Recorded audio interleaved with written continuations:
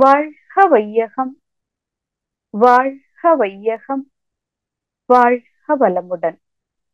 குருப்புகழ் வாழ்க, குருவே துணை. பேராசிரியர் சௌமித்திரன் ஐயா அவர்கள் இன்று அன்பர்களுக்கு இடையே சில குழப்பங்கள் இருக்கின்றன. பக்தி எதுவரை, எந்த இடத்திலிருந்து நாம் ஞானத்தை கடைபிடிக்க வேண்டும், இரண்டிற்கும் உள்ள தொடர்பு என்ன, பக்திக்கும் ஞானத்திற்கும் ஏற்படுத்துகின்ற தொடர்பும் அதனால் ஒன்றுக்கொன்று ஏற்படுத்துகின்ற தாக்கங்களும் குறித்து அன்பர்களுக்கு பல்வேறு ஐயங்கள் உள்ளன என்பதை அறிந்து இதை குறித்த விளக்கங்களை நமக்கு அளிப்பதற்காக ஐயா அவர்கள் நம்மோடு இன்று இணைந்திருக்கிறார்கள்.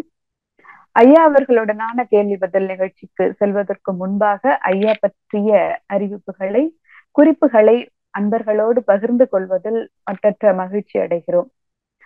பேராசிரியர் அருள்நிதி சௌமித்திரன் ஐயா அவர்கள், அவர்களின் வாழ்க்கை துணை இருவரும் கடந்த 18 வருடங்களாக மனவளக்கலையில் தொண்டு செய்து வருகின்றனர்.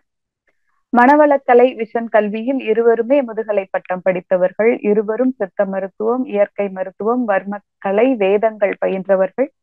பிராணாயாம பயிற்சியில் நன்கு தேர்ச்சி பெற்றவர்கள். பொன்னி சௌமித்திரன் அம்மா சாஃப்ட்வேர் இன்ஜினியராக வேலை பார்த்து அதனை ராஜினாமா செய்துவிட்டு ஐயாவுடன் இணைந்து முழு நேர தொண்டாற்றி வருகிறார். வீட்டிலேயே மன்றம் கடந்த 13 ஆண்டுகளாக நடத்தி வருகின்றனர். சென்னையிலிருந்து பெங்களூர் செல்லும் வழியில் பூவிருந்தவள்ளி அடுத்து அகரமேல் கிராமத்தில் வசிக்கின்றனர்.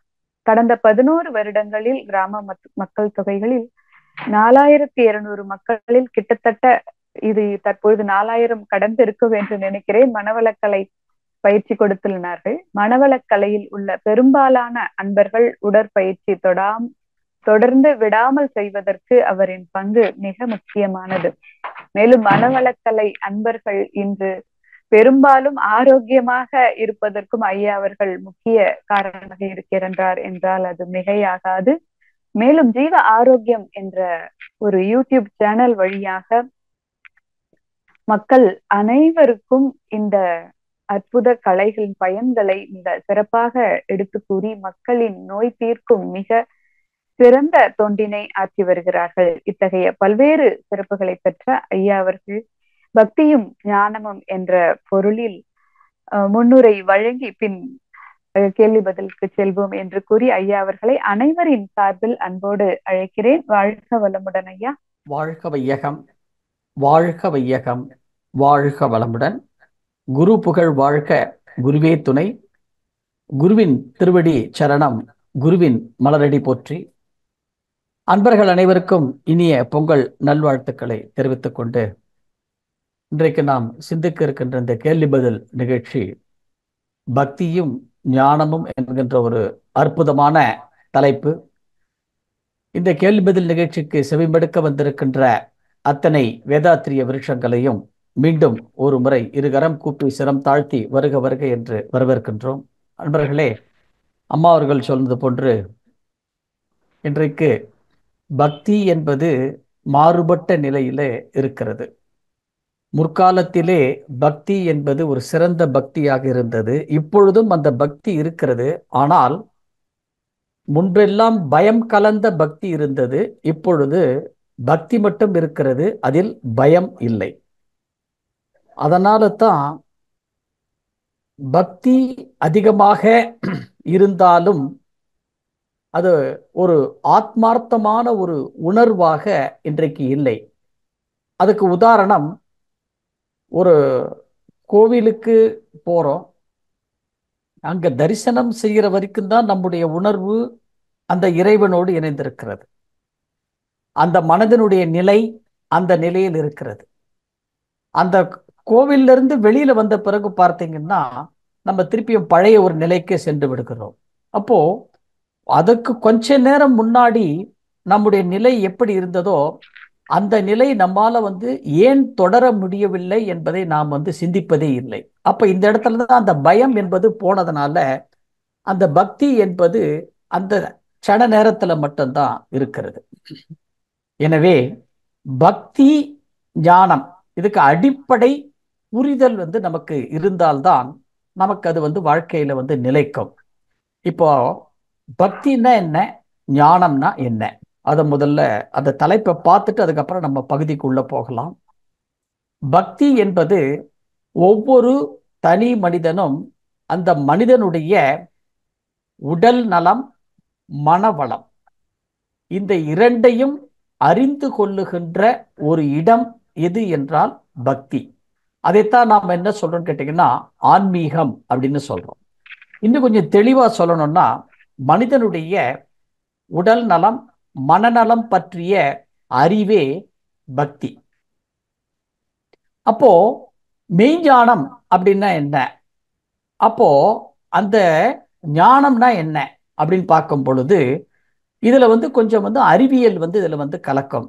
ஏன் அறிவியல் கலக்கிறது அப்படின்னு கேட்டீங்கன்னா அதுல ஒரு ஆராய்ச்சி இருக்கிறது. அதைத்தான் உபநிடதங்கள்ல ஆரண்யகம் அப்படின்னு சொல்றோம் நம்ம. அந்த ஆராய்ச்சி என்பது என்ன அப்படின்னு கேட்டீங்கன்னா தன்னையும் விண்ணையும் இணைத்து மெய்யை அறிகின்ற ஒரு அற்புதமான அறிவு. இதை மகான்கள் சொல்வது எப்படி அப்படின்னு கேட்டீங்கன்னா இப்ப உடல் நலம், மனநலம் சார்ந்த ஒரு அறிவு அல்லது அறிதல் பக்தி. மெய்ஞானம் என்பது, ஞானம் என்பது, அறிவியல் என்பது அது என்ன அப்படின்னு பார்த்தீங்கன்னா இறைவனை இயற்கையோடும், இயற்கையை துகள்களோடும், துகள்களை அலைகளோடும், அலைகளை வேகத்தோடும், வேகத்தை மனதோடும், மனதை அறிவோடும், கடைசியாக அந்த அறிவை மீண்டும் இறைநிலையோடு இணைப்பதுதான் உண்மையான ஞானம் அல்லது உண்மையான அறிவியல் ஞானம் என்று மகான்களால் சொல்லப்படுகிறது. எனவே இப்ப நாம என்ன செய்யணும் அப்படின்னு கேட்டீங்கன்னா உடல், மனம் இந்த ரெண்டும் சார்ந்த அறிவை வைத்துக்கொண்டு குருவின் மூலமாக அந்த மனதை அறிகின்ற அந்த நிலை நமக்கு தெரிந்துவிட்டால் நாம் என்ன பண்ணலாம்? நமக்கு உள்ள இருக்கிற அந்த அறிவை மீண்டும் இறைநிலையோடு இணைக்கின்ற ஒரு அற்புதமான அறிவுதான் ஞானம் என்று சொல்லப்படுகிறது. எனவே இந்த பக்திக்கும் ஞானக்கும் பெரிய வித்தியாசம் இல்லை. உடல், மனம் என்பதும் நமக்குள்ளதான் இருக்கிறது. இந்த அறிவும் என்பது நமக்குள்ள இருக்கிறது. அந்த மூன்றையும் இணைக்கின்ற ஒரு அற்புதமான நிலைதான் பக்தி மற்றும் ஞானம். வாழ்க வளமுடன்மா. வாழ்க வளமுடன் ஐயா. மிக சிறந்த ஒரு எளிமையாக புரிந்து கொள்ளக்கூடிய அளவில் ஒரு முன்னுரை ஐயா. வாழ்க வளமுடன். கேள்வி கேட்க விரும்பும் அன்பர்கள் கைகளை உயர்த்துமாறு அன்போடு கேட்டுக்கொள்கிறோம். முதலில் கேள்வி கேட்க வருவோர் கேலக்ஸி M31 ஐயா. இனிமே நம்பர் போட்டு வந்துருங்க ஐயா. வாழ்க வளமுடன். அன்மியூட் பண்ணுங்க ஐயா. கேலக்ஸி M31 ஐயா. வாழ்க வளமுடன். வாழ்க வளமுடன் ராஜாராமன் ஐயா. சொல்லுங்க. ராஜாராமன் பழம் தாங்க ஐயா. வணக்கம், பொங்கல் வாழ்த்துக்கள். நன்றி ஐயா. இப்போ பக்தி ஞானம் பத்தி ஆரம்பிச்சீங்க, அதை பத்தி ஒரு கேள்வி. பக்திங்கிறது நல்ல ஒரு கடவுள் இணக்கத்தோட தான் நம்ம சொல்றோம். அது ஏன் பயத்தோட லிங்க் பண்றேன், பயபக்திங்கிறோம் ஐயா? சரி, ஒரு கேள்விதானா? இப்போ ஒண்ணுதான், அப்புறம் நான் பாக்குறேன். சரி, ரைட். வாழ்க்கை வளரும். எப்பவுமே நீங்க ட்வின் கொஸ்டின் தான் ரைட். ஓகே. வாழ்க வளமுடன் ராஜாராமன் ஐயா. இனிய பொங்கல் நல்வாழ்த்துக்கள். அதாவதுங்க நாம எந்த ஒண்ணு ஒரு உதாரணத்தை கொடுத்தால்தான் நம்மளால உண்மையை பிடிக்க முடியும். அந்த உதாரணத்தை கொடுத்து உண்மையை பிடிப்பதுதான் பக்தி. பக்தி அதுதான் பக்தியினுடைய அடிப்படை. சரி. அப்ப அந்த உதாரணத்தை கொடுக்கும் சொல்லும் பொழுது நாம உதாரணத்துக்கு ஒண்ணு சொல்ற பாருங்க. சின்ன வயசுல நாம ஏதாவது தப்பு செய்த என்ன சொல்லுவாங்க? சாமி கண்ணை குத்திருன்னு ஒரு பயமுறுத்தினாங்களா? ஆமா ஆமா, எனக்கே சொல்லிருக்காங்க. சொல்லிருக்காங்க. அப்படின்னா என்ன அர்த்தம் அப்படின்னு கேட்டீங்கன்னா நீ செய்கின்ற உன்னுடைய ஒவ்வொரு செயல்களும் அந்த செயல்களிலே பக்தி மட்டும் இருந்தால் போராது. ஏன்னா பக்தி மட்டும் இருந்தால் அது என்ன பண்ணும் அப்படின்னு கேட்டீங்கன்னா பயம் என்ற ஒன்று, அல்லது பேரை கொஞ்சம் மாத்திக்கலாம், நம்பிக்கைன்னு வச்சுக்கலாம். அதுக்கு இன்னொரு பேரு பயம் அல்லது நம்பிக்கைன்ற ஒன்று இல்லை அப்படின்னு சொன்னா நம்முடைய கர்மா தன்னுடைய காரியத்தை நிறைவேற்றிக் கொள்வதற்காக காரண காரியத்தை ஒன்று உருவாக்கும். அது அதைத்தான் நாம வந்து சூழ்நிலை அப்படின்னு சொல்றோம். நம்ம அதைத்தான் சொல்றோம் நம்ம. அப்ப அந்த சூழ்நிலை உருவாக்காம இருக்கணும் அப்படின்னு சொன்னால் அந்த விதி என்கின்ற கர்மா என்கின்ற செயலை அந்த மதியால நம்ம வந்து வெல்லணும் அப்படின்னு சொன்னால் அந்த பயம் என்கின்ற ஒன்று உணர்வு. அந்த பயம் இன்னொரு பேர்கிட்ட வச்சுக்கலாம், மனசாட்சின்னு கூட வச்சுக்கலாம். அதுக்கு பேர் நீங்க எப்படி வேணா வச்சுக்கலாம் பேர். அதுக்கு நீங்க பக்தின்னு வச்சுக்கலாம், மனசாட்சின்னு வச்சுக்கலாம், என்ன வேணாலும் பேர் வச்சுக்கலாம், பயம்னு வச்சுக்கலாம். அந்த ஒன்று இருக்கும் பொழுது நாம் செய்கின்ற செயலை வேறு ஒருவர் என்னை கண்காணித்துக் கொண்டிருக்கிறார் என்கின்ற ஒரு உணர்வு நமக்குள்ள இருக்கும். அந்த உணர்வு இருக்கணும்னு சொல்லிட்டு தான் இத வந்து நமக்கு வந்து இதுக்கு வந்து அந்த பயம் அந்த அந்த ஒரு இது நமக்கு கொடுத்தாங்க. ஏன்னா இத வந்து நீங்க டைரக்டா சொன்னா, இப்ப நான் ஒண்ணு சொல்றேன், நீங்க நம்புவீங்களான்னு தெரியல. இப்போ வந்து நீங்க வந்து இப்போ வழியில நடந்து போறீங்க, உங்களுக்கு வந்து கீழே வந்து நங்கநல்லூர்ல வந்து அந்த ரயில்வே ஸ்டேஷன் கிட்ட கீழே ஒரு 500 ரூபாய் தாள் கீழே இருக்கு பணம். நம்ம டக்குன்னு என்ன பண்ணுவோம், உடனே குனிஞ்சு திரும்பி பார்த்துட்டு அந்த பணத்தை நம்ம எடுத்து வச்சுக்கிறோம். நம்மளை யாரும் பார்க்கல. அப்ப நம்ம மனசு என்ன சொல்றது, நல்ல வேளை யாரும் பார்க்கல அப்படின்னு நம்ம நினைச்சுக்கிறோம். ஆனால் நாம் செய்கின்ற ஒவ்வொரு செயலையும் நிலம், நீர், நெருப்பு, காற்று, ஆகாயம், சூரியன், சந்திரன், காலம் மற்றும் உன்னுடைய மனசாட்சி, இந்த 9 பேர் உன்னுடைய ஒவ்வொரு செயலையும் பார்த்து கொண்டிருக்கிறார்கள். சிசிடிவி மாதிரி. ஆமா, இது சிசிடிவி நம்ம இப்பதான் சொல்றோம் நம்ம. ஆமா ஆமா, க்ளோஸ் சர்க்யூட் கேமராஸ் எப்பொழுதே வந்துருச்சு. இந்த 9 பேரும் நம்மளை பார்க்கறாங்கன்ற ஒரு பய உணர்வு இருந்தால் பக்தியிலேயே அவங்க வந்து ஞானியா மாற முடியும். இந்த 9 பேரும் அந்த பய உணர்வு நமக்கு போயிட்டு வெறும் பக்தி மட்டும் இருக்கிறதுனாலதான் இன்றைய காலகட்டத்தில் இந்த பக்தியில நம்மால வந்து ஞானியாக வர முடியல. அதான் வித்தியாசம். சரி, இப்போ 2வது கேள்வி கேட்கலாமா? சரிங்க. இது உடற்பயிற்சி சம்பந்தப்பட்டது. சொல்லுங்கய்யா. இப்போ வந்து உடற்பயிற்சி 9 வந்து ஒரு 2-3 வந்து கண் திறந்து பண்றோம். கண் பயிற்சி 1, அப்புறம் கைப்பயிற்சியினுடைய 7ஆம் நிலை, 6ஆம் நிலை, அப்புறம் வந்து மகராசன் 2ஆம் நிலையில 7ஆவது நிலை. இது கேள்வி வந்து மகராசனுடைய 2வது பயிற்சியினுடைய 7ஆம் நிலையை கண்ணை திறந்து இந்த கர்க்கடைல் போஸ் ஏன் சார் பண்றோம்? கண் மூடின்னு பண்ணலாமா, ஏன் கண் திறந்து பண்றோம்? Right, okay. அதாவது என்னன்னு கேட்டீங்கன்னா, மகரிஷியினுடைய உடற்பயிற்சி பார்த்தீங்கன்னா ஒரு சில பயிற்சிகள் வந்து 3 முறை வாய்ப்பு கொடுப்பார், 3 முறை வாய்ப்பு கொடுப்பார். சில பயிற்சிகள் பார்த்தீங்கன்னா, உதாரணம் பார்த்தீங்கன்னா கைப்பயிற்சியில வந்து முதல் நிலை 2 கையும் மேல 1 சேர்க்க சொல்றோமா? ஆமா. அங்க விட்டுட்டீங்கன்னா திருப்பி கையை கீழே இறக்கி 2 சாதாரண மூச்சு விடும்போது தொடை கிட்ட வைக்க சொல்றோமா? அங்கேயும் விட்டுட்டீங்கன்னா 3வது முறை 2வது நிலையில 2 கையை ஒன்னா எடுத்து முன்னாடி சேர்க்க சொல்றோமா? அப்ப இந்த மாதிரி ஒரு சில பயிற்சிகள் 3 தடவை ஒரு வாய்ப்பு வரும். அதெல்லாம் வந்து ரொம்ப ரொம்ப முக்கியமான, அதாவது இது வந்து நேரடியாக உயிரோடு நாடிகளோடு தொடர்பினை உடையது அந்த மாதிரி இடங்கள்லாம். இப்ப ஒண்ணு இல்ல, இப்ப நீங்க வந்து கைப்பயிற்சியினுடைய 6ஆம் நிலையிலையும் கண்ணை திறந்துட்டு பண்றோம். ஆமா.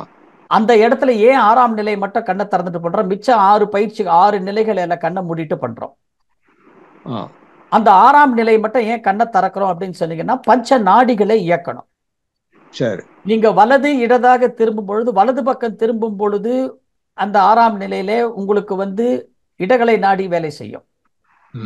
இடது பக்கம் திரும்பும் பொழுது பிங்களை நாடி வேலை செய்யும். இடகலையும் பிங்களையும் சமன்பட்டு சுழிமுனை வேலை செய்ய ஆரம்பிச்சிடும். அதுக்கப்புறம் வலது கண்ணுல புருடன், இடது கண்ணுல காந்தாரிங்கிற 2 நாடி இயங்கணும். 10 நாடிகள்ல இந்த பஞ்ச நாடிய தினமும் இயக்கணும்னு வர்ம சாஸ்திரம் சொல்கிறது. அதனால அந்த பயிற்சி கண்ணை திறக்கிறோம் 1. கண் பயிற்சியிலையும் கண்ணை திறக்கிறோம் 2. 3வது என்னன்னு கேட்டீங்கன்னா, இந்த மகராசன பயிற்சியில, குரோக்கடல் பயிற்சியில கண்களை திறந்துகிட்டு கடைசி பயிற்சி பண்றீங்க இல்லையா? அதேதான். அந்த இடத்துல நாம எதை விட்டுட்டோமோ அது 2 கிடைக்கும். அதாவது என்னன்னு கேட்டீங்கன்னா, மகராசன கைப்பயிற்சி 6ஆம் நிலையில வலது பக்கம் இடது பக்கம் 180 டிகிரி இடுப்பை ரொட்டேட் பண்றோம் இல்லையா? வலது 180, இடது 180. அப்போ உங்க ஹிப்ப வந்து 360 டிகிரி ரொட்டேட் பண்ணணும். சரி. அதுதான் ப்ரொசீஜரே. 360 டிகிரி நீங்க சுத்தினால் உங்கள் ஆயுள் 120. சரி. அப்போ அங்க அந்த இடத்துல கண்ணை திறந்துகிட்டு தான் பண்றோம் அந்த பயிற்சியை. ஆமா.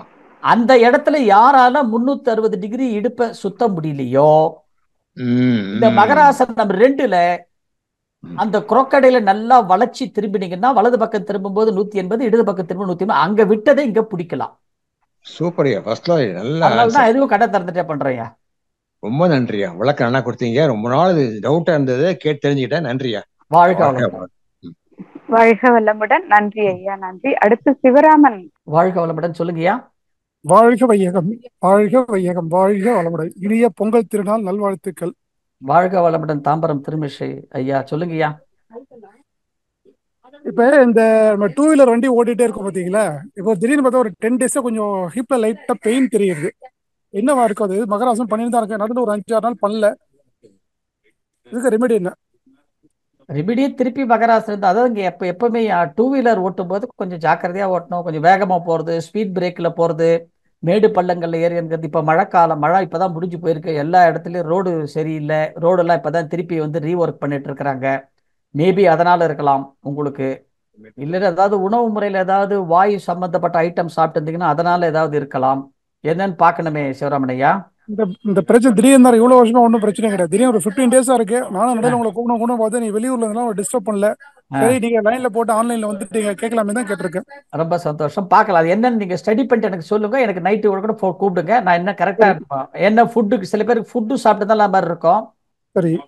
உங்க ஏன்னா நீங்க டெய்லி பயிற்சி பண்ற ஆள் நீங்க தான். இப்பதான் 2 மணி நேரம் பண்றீங்க. எப்பவும் யூஸ்வலா நீங்க எல்லாம் பயிற்சி பண்றவங்களாச்சு நீங்களா? கண்டிப்பா பண்ணிட்டு தான் இருக்குங்க. பயிற்சி விடுறது இல்ல, பயிற்சி தான் முதல் மூச்சு. இதுக்கப்புறம் தான் மற்ற விஷயம் பண்ணிட்டு இருக்கோம். நான் அப்புறம் உங்க டீட்டெயிலா ஃப்ரீயா பேசுறேன் சார். பேசுறீங்க. நாமளும் ஒரு நாள் நம்ம கிளாஸ் விஷயமா ஒரு நாள் பேசணும். நான் டீட்டெயிலா பேசுறேன் உங்ககிட்ட. நல்லது சார், நன்றி. வாழ்க வளமுடன். நன்றி. வாழ்க வளமுடன். வாழ்க வளமுடன். வாழ்க வளமுடன். வாழ்க வளமுடன். அடுத்து கிருபாநிதி அம்மா அவர்கள் கேள்வி கேட்குமாறு அன்போடு அழைக்கிறோம். கிருபாநிதி அம்மா. அம்மா வாழ்க வளமுடன். ஐயா வாழ்க வளமுடன். ஐயா வாழ்க வளமுடன்மா. ஐயா புத்தாண்டு பொங்கல் வாழ்த்துக்கள் உங்களுக்கு, அம்மாவுக்கு. வாழ்க வளமுடன். ஐயா பக்தியும் ஞானமும் ரொம்ப அருமையா சொன்னீங்க. ஆனா பக்தி நம்மளை யாருமே கூட்டி போறது இல்லை. நம்ம அப்பா அம்மாவோட பின்னாடி போயிடுறோம். ஏன் நான் என் பிள்ளைகளை கூட்டிட்டு போனேன், போய் பேரம் பேத்தி அவங்க கும்பிடுறாங்களோ கும்பிடலையோ, தெளிகிறாங்களோ தெளியலையோ, ஏதோ ஒரு சடங்கு மாதிரி அது போயிருச்சியா. ஆனா ஞானம்ங்கிறது நம்ம ஒரு குருவை பிடிக்கணும், 10 பேராசிரியர்களோட பேச்சை கேட்கணும், அப்பதான் அதுல ஒரு தெளிவு கிடைக்குது. ஆனா இப்ப நம்மளோட அப்ப நமக்கு 10 பேரை கூட்டி போகணுங்கிற வெறி, நம்ம குடும்ப ஆளுகள் வெறின்னு கூட சொல்ல, ஒரு ஆசை எல்லாரு மேலேயும் நமக்கு வருது. இவங்கெல்லாம் அதுக்கு வந்துட மாட்டாங்களா, நம்ம அணிவிக்கிறத அவங்க அணிவிக்க மாட்டாங்களா அப்படிங்கிற துடிப்பு அதிகமாகுது. அந்த சமயம் அவங்கள வாழ்த்துறோம், எல்லாம் பண்றோம். ஆனா சில சமயம் நான் என்ன பண்ணுவேன், எல்லாரும் உட்கார்ந்து இருக்கிறது மாதிரி, எனக்கு யார் வேண்டியவங்களோ அவங்களோட உட்கார்ந்து இருக்கிறது மாதிரி எல்லாம், அவங்களுக்கு பேராசிரியர்கள் டீச்சர் கொடுக்கறது மாதிரி, அவங்க எல்லாம் ஆழியார் வர்றது மாதிரி, இந்த மாதிரி ஒரு கற்பனையெல்லாம் நான் பாட்டுக்கு போயிட்டு இருப்பேன். அது எனக்கு சில சமயம் தப்பா கூட தெரியும். இது என்ன நம்ம பாட்டுக்கு போறோம், அவங்க எங்கேயோ இருக்காங்க, நம்ம இப்படி செய்யறோமே, அது ரைட்டா தெரியலையே.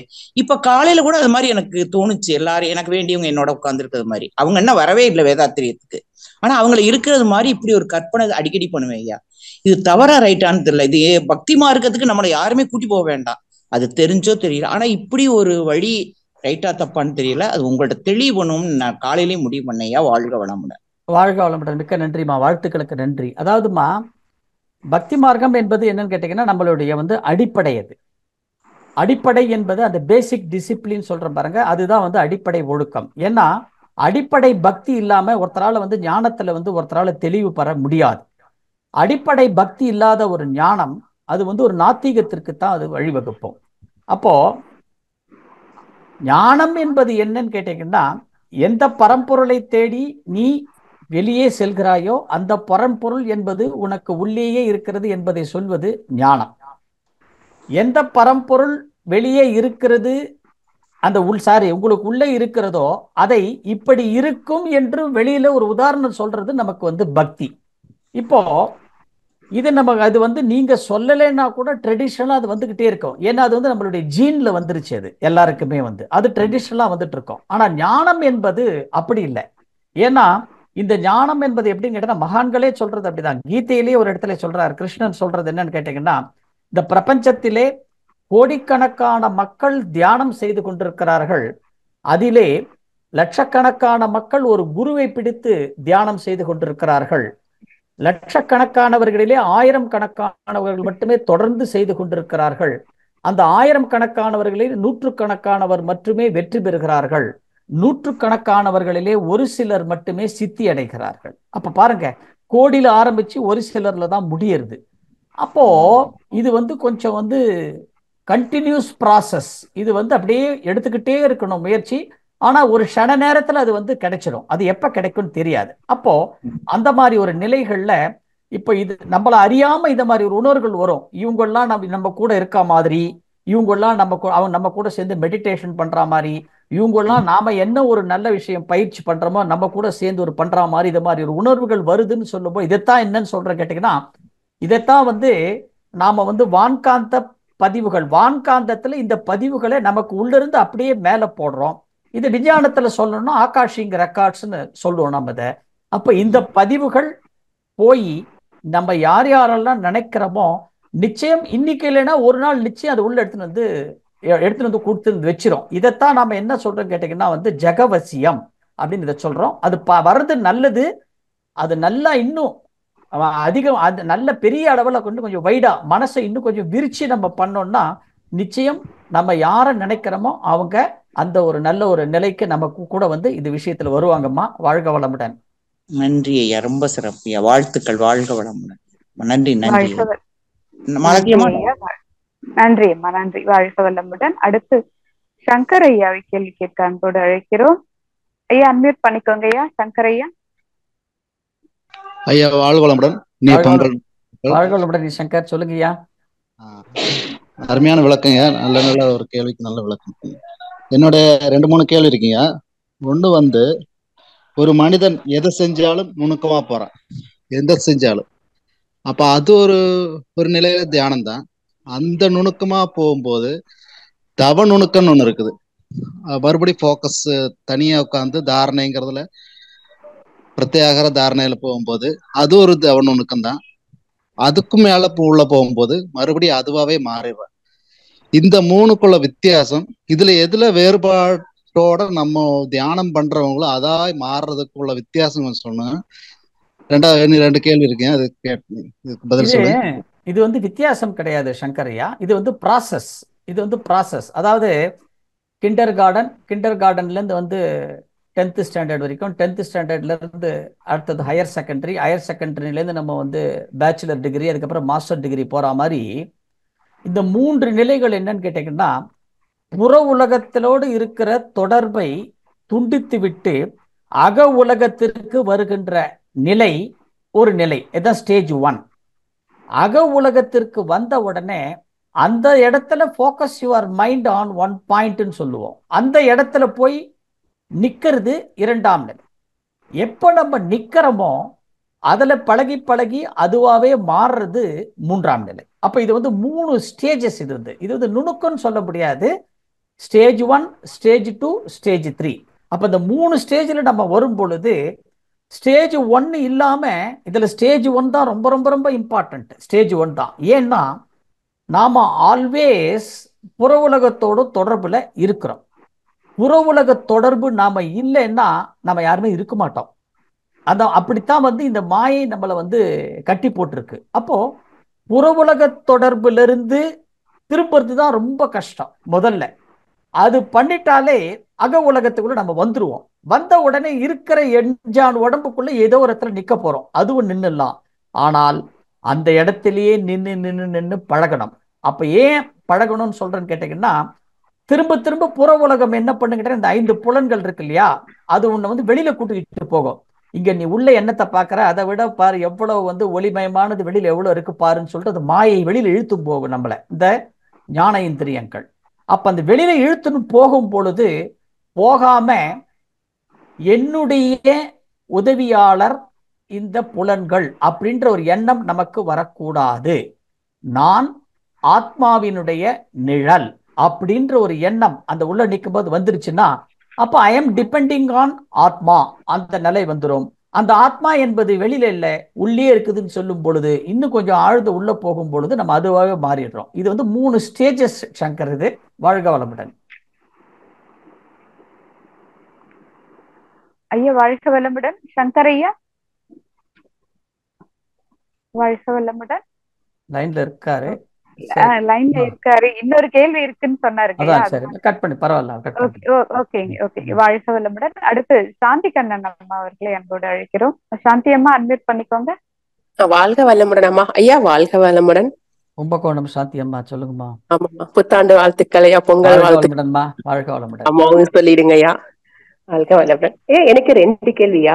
ஒரு கேள்வி நமக்கு ஒரு தேவை வேணா அவங்களும் பக்தியா அதை கும்பிட்டு அது வேண்டதுக்கு அப்புறம் அது கிடைச்சதுக்கு அப்புறம் கொஞ்சம் கும்பிடாம இருந்துடும். அது ஒண்ணு.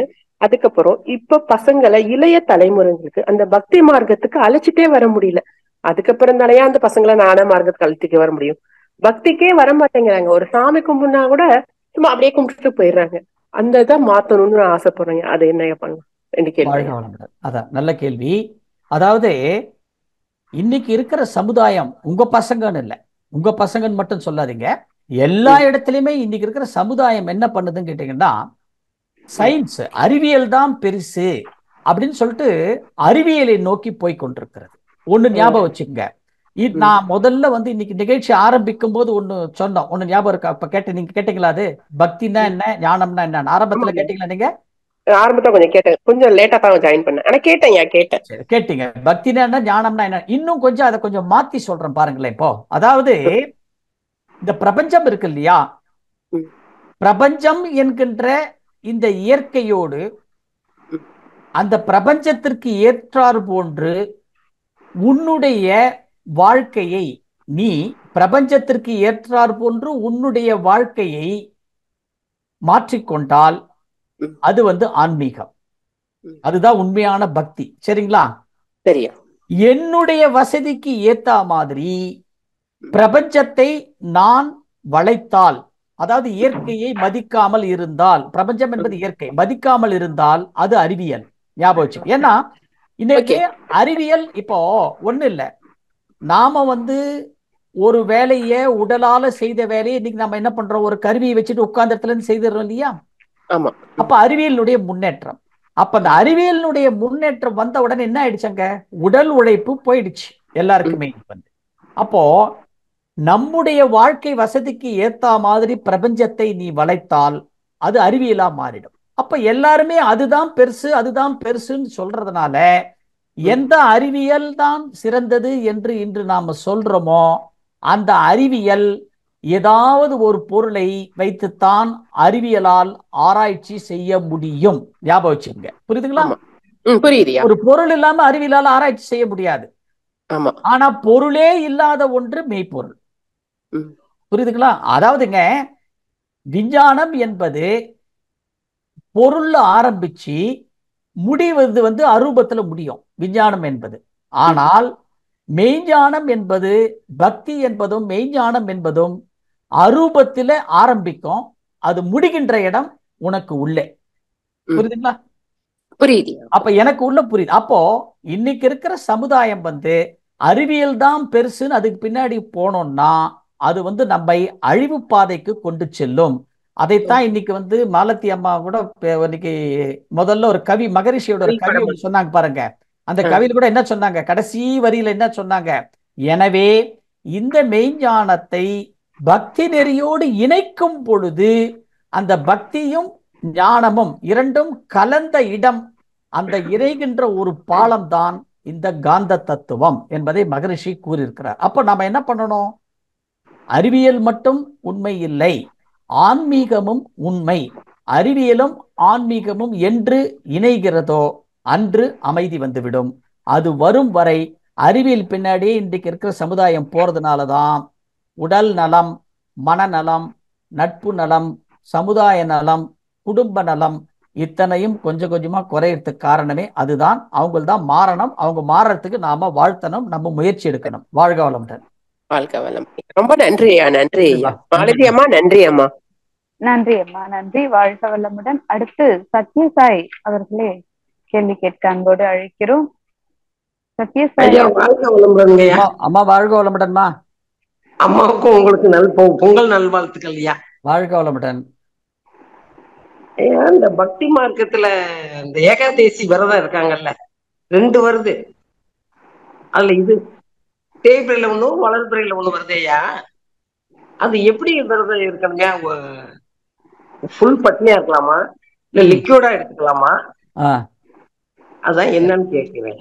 முதல்ல விரதம்னா என்ன அது சொல்லுங்க எனக்கு. நீங்க பட்னியா இருக்கணும்யா. பட்னியா இருந்தா அது பேர் விரதமா? விரதம் அப்படின்னு சொன்னா என்ன அர்த்தம் தெரியுமா? சரிங்க. விரதம் என்றால் அளவு முறை அப்படின்னு அர்த்தம். சரிங்க. புரியுதுங்களா? யாரும் வந்து யாரையும் வந்து பட்னியா இருக்க சொல்ல, எந்த கடவுளும் யாரையுமே பட்னியா இருக்க சொல்லல. புரியுதுங்களா? சரிங்க. அதாவது எப்போ ஒரு நாள் சொன்னாங்க, அது ஒரு பழமொழி, அது ஒரு இதுவே இருக்கு, ஒரு ஸ்லோகத்துல இருக்கு, லங்கனம் பரம ஔஷதம் அப்படின்னு சொல்லுவாங்க. நம்ம வயிற்ற வந்து காய போடுறது, ஒரு வேளை காய போடுறது நல்லது அப்படின்னு சொன்னாங்க. அது ஏன்னு கேட்டீங்கன்னா, இந்த பட்சம் வருது இல்லையா, 15 நாட்கள் பட்சம் வருது இல்ல, அந்த பட்சம் வரும் பொழுது ஒரு பிரதமையில ஆரம்பிச்சதுன்னா அஷ்டமி வரும் பொழுது உச்சத்துல இருக்கும் அது. ஏன்னா ஒரு பட்சம் என்பது 15 நாள். அதுல வந்து சப்தமி முடிஞ்சு அஷ்டமி ஆரம்பிக்குது இல்லையா, அந்த அஷ்டமி ஆரம்பிக்கும் பொழுது அது வந்து வளர்பிறையா இருந்தாலும், சுக்லபட்சமா இருந்தாலும் சரி, கிருஷ்ணபட்சமா இருந்தாலும் சரி, வளர்பிறை தேய்பிறை எதுவா இருந்தாலும் அது உச்சத்தை தொடும். அந்த 7ல இருந்து 8 உச்சத்தை தொடும். அந்த உச்சத்தை தொட்டு இறங்கும் பொழுது எல்லாருக்குமே ஒரு ரசாயன மாற்றம் ஏற்படும். அதனால அப்ப அந்த இறங்குகின்ற நேரத்தை தான் என்ன பண்ணாங்க, அதுதான் வந்து அந்த வந்து அது ஏறி அப்படி இறங்கும் பொழுது அந்த அஷ்டமி உச்சம் நவமி இறங்குற நேரம், அது இறங்கி கீழே டவுன் வந்து அதுக்கப்புறம் வந்து தசமி முடிஞ்சு ஏகாதசி வரும் பொழுது எல்லாத்தையும் சமன்படுத்தும். அதை சமன்படுத்துகின்ற நேரத்துல உடல்ல அதிகமான ஒரு பாரம் இருக்க வேண்டாம்னு சொல்லிட்டு தான் அந்த ஏகாதசி அன்னைக்கு வந்து ஒரு விரதம் இருக்கலாம் அப்படின்னு சொன்னாங்க. புரியுதுங்களா? அப்ப அது என்ன பண்ணுங்கன்னா, விரதம் என்பது அளவு முறை. அளவா சாப்பிட்டுட்டாலே அதுவே விரதம் தான். நமக்கு விரதம் நம்ம தினமும் இருக்கணும். அதுதான் நம்ம காயகல்பத்தில் 5 அளவு முறைன்னு சொல்றோம். தனியா விரதம் இருக்காங்களே, அது அப்புறம் இன்னொரு கேள்வி, இது நீங்க இப்படி சொல்றீங்க இல்லையா, இதே இன்னொரு இடத்துல என்ன சொல்லிருக்குன்னு கேட்டீங்கன்னா, விரதம் அவசியம் சொல்றது. இன்னொரு இடத்துல விரதம் என்ன தெரியுமா சொல்றாங்க? இன்னொரு இடத்துல ஒரு கான்ட்ராவர்சி வருது பாருங்க. ஒரு பெண், குறிப்பா ஒரு பெண்ணு பக்தி மார்க்கத்திலேயே ஒரு பெண் விரதம் இருந்து வெறும் வயிற்றுல அந்த பக்தி மார்க்கத்துல தன்னுடைய பூஜை அறையிலேயே ஒரு சாமிக்கு விளக்கு ஏத்தினால், வெறும் வயிற்றுல இருந்துட்டு ஏத்தினால் பலன் இல்லை என்று சொல்கிறது. ஏன்னா எம்டி ஸ்டமக்ல இருக்கக்கூடாது. புரியுதுங்களா? நீங்க உள்ளுக்குள்ள இருக்கிற ஆத்மாவுக்கு பட்டினி போட்டுட்டு என்ன பிரயோஜனம்? ஆமா, அப்படியும் சொல்கிறது. இது வந்து என்ன பண்ண, படிப்படியா நம்ம உணர்ந்து தான் வரணும். புரியுதுங்களா? வாழ்க வளமுடன். அப்புறம் இன்னொரு கேள்வியா, சொல்லுங்கம்மா. இந்த காய்ச்சல் வந்து ஒரு 3 days வந்தவங்க 4ஆம் நாள் அளவில்லாத உடம்பு வலின்னு சொல்றாங்களே, அதுக்கு என்ன செய்யலாம்? இல்ல அது பொதுவாவே என்ன ஆகுன்னு கேட்டீங்கன்னா, உடலினுடைய வெப்பம் அதிகமாகி அந்த வெப்பத்தை வந்து வெளியில தள்ளுது இல்லையா, வெப்பத்தை வெளியில தள்ளுற வரைக்கும் நாம கொஞ்சம் நேரம் கொடுக்கணும். அதுக்கு நாம என்ன பண்றோம்னு கேட்டீங்கன்னா, வந்து வெப்பத்தை வெளியில தள்ள விடாம உடனே ஒரு மெடிசன் எடுத்துடுறோம். அந்த மெடிசன் எடுக்கும்போது என்ன ஆகுன்னா, உள்ளுக்குள்ளேயே கொஞ்சம் கட்டுப்பட்டு இருந்தது, அது கட்டுப்பட்டுட்டு முழுசா அந்த வெப்பம் வெளியேறது நம்ம டயத்தை குறைச்சிடுறோம். அப்ப 3 நாள்ல போக வேண்டிய வெப்பம் 6 நாள் 7 நாள் 10 நாள் எடுத்துக்கிறது. அதனால வந்து அது வெளியில போற வரைக்கும் ஜுரம் போனாலும் வெப்பம் குறைஞ்சாலும் முழு வெப்பமும் சரி அந்த 98.6க்கு அந்த சரியான முறையில வராததுனால அந்த உடல் சோர்வு எல்லாருக்குமே இருக்கும். புரியுதுங்களா? வாழ்க வளமுடன். வாழ்க வளமுடன். மிக்க நன்றி ஐயா. அடுத்து KR கலாவதி அம்மா அவர்களை கேள்வி கேட்க அன்போடு அழைக்கிறோம். கலாவதி அம்மா அன்மியூட் பண்ணிக்கோங்க. நன்றி. வாழ்க வளமுடன் ஐயா. வாழ்க வளமுடன் ஐயா. வாழ்க வளமுடன்மா. ஐயா, எனக்கு மூட்டு வலிக்கு ஒரு எண்ணெய் சொன்னீங்க, ரொம்ப சூப்பரா வேலை செஞ்சு நல்லா ஆயிடுச்சுங்க ஐயா. அது நன்றி சொல்றதா உங்களுக்கு போன் பண்ணேன். ரொம்ப நன்றிங்க ஐயா, ரொம்ப நன்றி. அப்புறமா வந்து இந்த வலது கால்ல அந்த கட்டை விரலுக்கு பக்கத்துல இருக்கிற 3 விரல் எலும்பு மேல ரொம்ப நடக்கும்போது எரிச்சல் வருதுங்க ஐயா. மற்றபடி வீட்டுல எல்லாம் நடந்தா வலது கால் கட்டை விரலுக்கு பக்கத்து விரல், கட்டை விரலுக்கு பக்கத்து விரல் 3 விரல், அந்த மெட்டி விரல். எலும்பு மேல மெட்டி விரல், அந்த அந்த எலும்பு தாங்க ஐயா. 3 எலும்பும் வலிக்குது, எரியுது, ஒரு மாதிரி வலி கூட இல்ல, எரிச்சலா தான் இருக்குதுங்க ஐயா நடக்கும்போது. மற்றபடி பாருங்க, சுகர் இருக்கான்னு பாருங்க. இல்லைங்க ஐயா, சுகர்லாம் இல்ல, சுகர்லாம் இல்ல. சுகர் இல்லையா? இல்லன்னா இப்போ இது வந்து காலினுடைய மேல் பாதமா நினைச்சுக்குங்க. இப்போ மேல்புற பாதம், அந்த ஒவ்வொரு விரலுக்கு நடுவில் இப்படி ஒரு பள்ளம் தெரியும் பாருங்க, மேல கால் பாதம். அந்த மேல் பாதத்தை பாருங்க, உங்க காலை நோக்கி மேல் நோக்கி இப்படி இழுத்து விட்டுருங்க, அழுத்தி விடுங்க, இப்படி மேல் நோக்கி உங்க பக்கமா. சரிங்க ஐயா. பஞ்சபூதத்துல மாறுபாடு வந்ததுன்னா அது கொஞ்சம் சரியாயிடும், அது மாதிரி வரும். அதை மட்டும் தேய்ச்சி விட்டுருங்க, போறோம், ஒன்றும் பிரச்சனை இல்லைம்மா. வாழ்க வளம்.